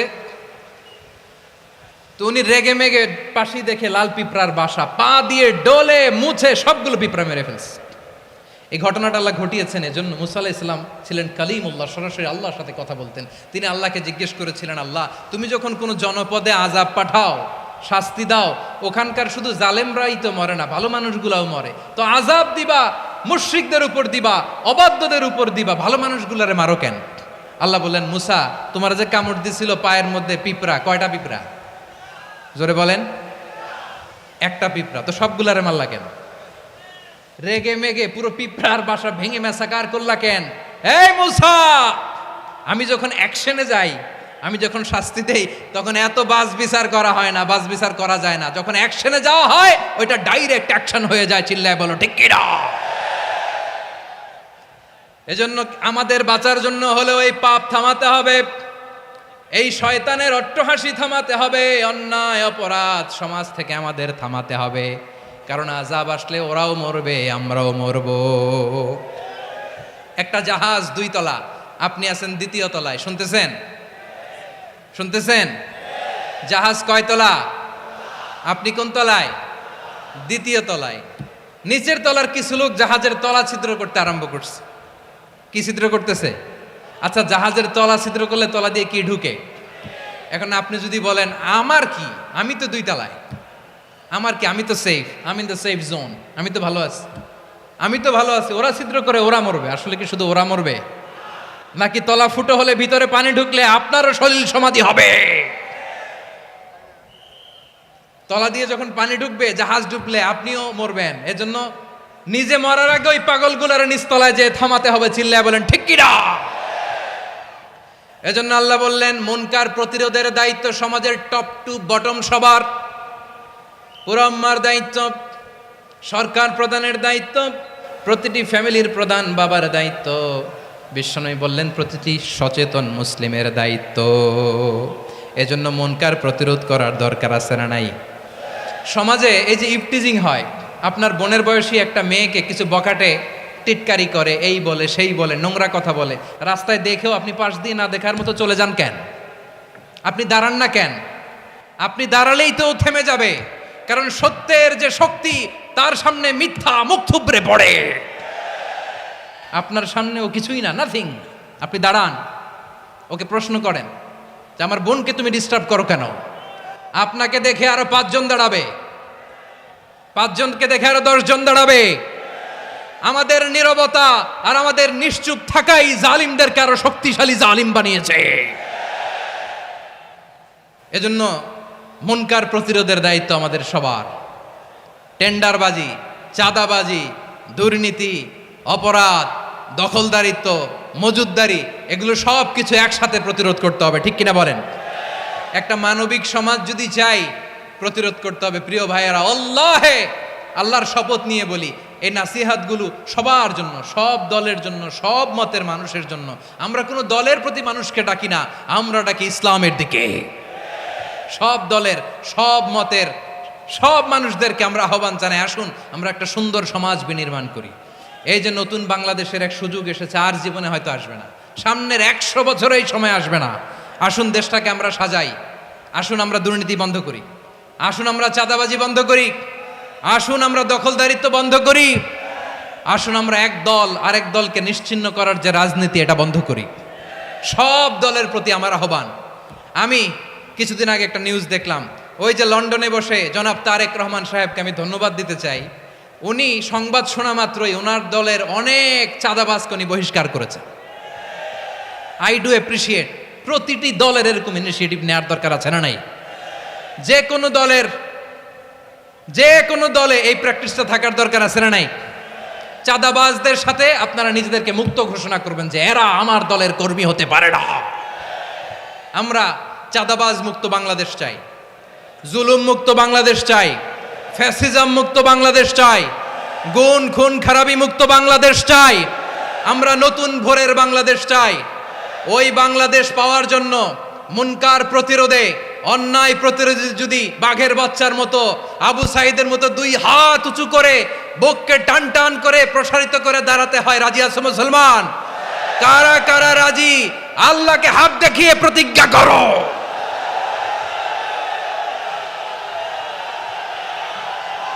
রাব্বুল আলামিন বলেন, ওয়ায়ানহা আনিল ফাহশাই ওয়াল মুনকারি ওয়াল বাগি ইয়াইদুকুম লাআল্লাকুম তাযাক্কারুন। বসুন। আল্লাহ বললেন, আমি অশ্লীলতাকে নিষেধ করি, আমি সব ধরনের মন্দ কাজকে নিষিদ্ধ করি, সব শেষে আমি সীমা লঙ্ঘনকে তোমাদের জন্য নিষিদ্ধ করি। আলোচনা মনে আছে তো, না ভুলে গেছেন? নিষিদ্ধ করেছেন কয়টা জিনিস? 1 নম্বরে অশ্লীলতা, 2 নম্বরে মুনকার তথা সব মন্দ কাজ, 3 নম্বরে আল বাগি, সীমা লঙ্ঘন, ক্রসিং দ্য লিমিট। সীমা লঙ্ঘন করা ভালো না। We all should know our limits. চিল্লায় বলেন ঠিক কিনা? একই আয়াতে আল্লাহ বললেন, কুল ইন্নামা حرم ربي الفواحش ما ظهر منها وما بطن والإثم والبغي بغير الحق। অন্যায় ভাবে যে অবাধ্য হয়, যে সীমালঙ্ঘন করে, তাদেরকেও আমি এটা হারাম করে দিলাম। সীমালঙ্ঘন করা হারাম, সীমালঙ্ঘন করা হারাম। আল্লাহ বারবার আমাদেরকে ওয়ার্নিং দেয়। যখন আমরা থামি না তখন আল্লাহ ধরে, আর যখন ধরে তখন ছাড়ে না। ধরে না, ধরলে আল্লাহ। ফেরাউনকে কিন্তু হুট করে ধরে নাই, আপনারা জানেন 9 বার ওয়ার্নিং দিয়েছে। ফেরাউনকে আল্লাহ তাআলা ওয়ার্নিং দিয়েছিল কয়বার? বীর চট্টলার বীর সেনানীরা আওয়াজ করে বলেন, ফেরাউনকে ধরার আগে ওয়ার্নিং দেওয়া হয়েছিল কয়টা? রব্বুল আলামিন বলেন, ওয়ালাকাদ আতাইনা মূসা 9 আয়াতিন বাইয়িনাত। 9টা মুআজিজা দেখিয়েছি। 1 2 3 বারবার এইভাবে রিমাইন্ডার, ওইভাবে রিমাইন্ডার, এইভাবে নাসিহাত, ওইভাবে দাওয়া। ফাকুলা লাহু কাওলান লাইয়িনা, নরম করে বলো, সফট করে বলো, যত ওয়ে হতে পারে দাওয়া মেথডোলজির। মুসা আলাইহিস সালামের সব অ্যাপ্লাই শেষ। 10ম বারে যে আল্লাহ ধরছে, 10ম বারে যে ধরেছে। এজন্য আল্লাহ বলেন, আমি সীমালঙ্ঘনকে পছন্দ করি না। কোরআনের অন্য আয়াতে বাগীকে বলা হয়েছে আল ইতিদা। সীমালঙ্ঘন যারা করে তাদেরকে আল্লাহ বলেছেন মুতাদিন। وقاتلوا في سبيل الله الذين يقاتلونكم ولا تعتدوا إن الله لا يحب المعتدين। আমি সীমা লঙ্ঘনকারীদেরকে কোশ্চেন কালেও পছন্দ করি না। আমরা যেন সীমা লঙ্ঘন না করি। রাজি আছেন তো? যে কোনো ক্ষেত্রে ইবাদতে যেন সীমা লঙ্ঘন না করি। অনেকে আমরা ইবাদতে সীমালঙ্ঘন করে ফেলি। বিশ্বনবী সাল্লাল্লাহু আলাইহি ওয়াসাল্লাম যেটা শিখিয়েছেন, এর বাইরে যে অতিরিক্ত বুজুর্গ হতে চায়, এরকম আছে না নাই? করা যাবে না, কোনো ক্ষেত্রেই সীমালঙ্ঘন করা যাবে, এমনকি যুদ্ধক্ষেত্রেও না। বিশ্বনবী সাল্লাল্লাহু আলাইহি ওয়াসাল্লাম বলেন, খবরদার যুদ্ধক্ষেত্রেও সীমালঙ্ঘন করো না। কি সুন্দর ইসলাম আমরা পেয়েছি। বিশ্বনবী বলেন, খবরদার যুদ্ধের ময়দানে কোনো নারীর গায়ে হাত তোলো না, কোনো শিশুর গায়ে হাত তোলো না, কোনো গবাদি পশু হত্যা করো না, কোনো শস্য ক্ষেত্র ধ্বংস করো না, ইবাদতরত অন্য ধর্মের কোনো সন্ন্যাসীর গায়ে হাত তুলো না। বলেন সুবহানাল্লাহ। তাহলে আমরা সীমালঙ্ঘন করতে পারবো? প্রিয় ভাইরা, একটা সুখী, সমৃদ্ধ, শান্তির সমাজ, মানবিক সমাজ যদি আমরা গঠন করতে চাই, আমাদের আল্লাহর দেয়া কয়টা আদেশ মানতে হবে বলেন দেখি? সবাই বলেন কয়টা? আর বেঁচে থাকতে হবে কয়টা জিনিস থেকে? আওয়াজ করে বলেন কয়টা? আচ্ছা, আদেশ নাম্বার 1 কি ছিল বলেন? আল্লাহর আদেশ কি? 1 নাম্বার আদাল, ন্যায়পরায়ণতা। আমরা সুবিচার, সুশাসন, ন্যায় বিচার চাই কি চাই না? 2 নম্বরে কি ছিল? মাশাআল্লাহ, আওয়াজ করে বলেন 2 নম্বরে কি ছিল? ইহসান, আমরা যেন সবার প্রতি দয়া পরবশ হই, ইহসান করি। 3 নম্বরে কি ছিল? নিকটাত্মীয়দের দান করা, তাদের অধিকার প্রাপ্য বুঝিয়ে দেওয়া। পাশাপাশি 3টা জিনিস থেকে আল্লাহ বারণ করেছেন, নিষেধ করেছেন। তার প্রথমটা ফাহশা, অশ্লীলতা। অশ্লীলতার সাথে আমাদের কোনো সম্পর্ক। আজকের এই ঐতিহাসিক চট্টগ্রামের প্যারেড ময়দান থেকে আমরা যত ধরনের মা যাহারা মিনহা মা বাতান, প্রকাশ্য অপ্রকাশ্য, দৃশ্যমান অদৃশ্যমান, সব অশ্লীলতা থেকে নিজেদেরকে মুক্ত ঘোষণা করলাম। অশ্লীলতাকে আমরা না বলে দিলাম। আওয়াজ করে সবাই বলুন নো। অশ্লীলতার সাথে আমাদের কোনো সম্পর্ক। 2 নম্বর নিষেধাজ্ঞা কি ছিল? আল মুনকার, সমাজের যত মন্দ কাজ এগুলোকে আমরা প্রতিরোধ করব। রাজি আছেন তো সবাই? 3 নম্বরে আল বাগি, সীমালঙ্ঘন। কোন মুসলিম সীমালঙ্ঘন করে না, এমনকি যুদ্ধক্ষেত্রেও না। আওয়াজ করে বলেন ঠিক কি না? রাব্বুল আলামিন শেষে বললেন ইয়াইদুকুম লাআল্লাকুম তাযাক্কারুন, আল্লাহ তোমাদেরকে উপদেশ দেন যাতে তোমরা শিক্ষা গ্রহণ করো। আমরা উপদেশ দিব, আমরা জোর করে কাউরে কিছু মানাতে চাই না। লা ইকরাহা ফিদ্দিন ওয়া যাক্কির ফাইন্না যিকরা তানফাউল মুমিনিন। উপদেশ দিলে এটা মুমিনদের কাজে দেয়। লাস্তা আলাইহিম বিমুসাইতির ইন্নামা আনতা মুযাক্কির। নবী হে, আপনি রিমাইন্ডার দাতা, আপনি উপদেশ দিবেন। আমরাও বিশ্বনবীর এই হাদিসগুলো থেকে, কোরআনের আয়াত থেকে রিমাইন্ডার, এই কথামালা, বাণীবাহক হিসেবে এই বাণীগুলো আপনাদের সাথে কাছে পৌঁছে দিলাম। আমরা আল্লাহ তাআলার কাছে প্রার্থনা করি, আল্লাহ আমরা যেন আদল দিয়ে আমাদের সমাজকে গঠন করতে পারি। আল্লাহ আমরা যেন ইহসান করতে পারি, আমরা যেন নিকটাত্মীয়দের দান করতে পারি। আল্লাহ যত ধরনের অশ্লীলতা, অনাচার, মন্দ কাজ, সীমালঙ্ঘন, অবাধ্যতা থেকে যেন আমরা বেঁচে থাকতে পারি। আল্লাহ তাআলা আমাদের সবাইকে কথাগুলো বোঝার ও আমল করার তৌফিক দান করুক।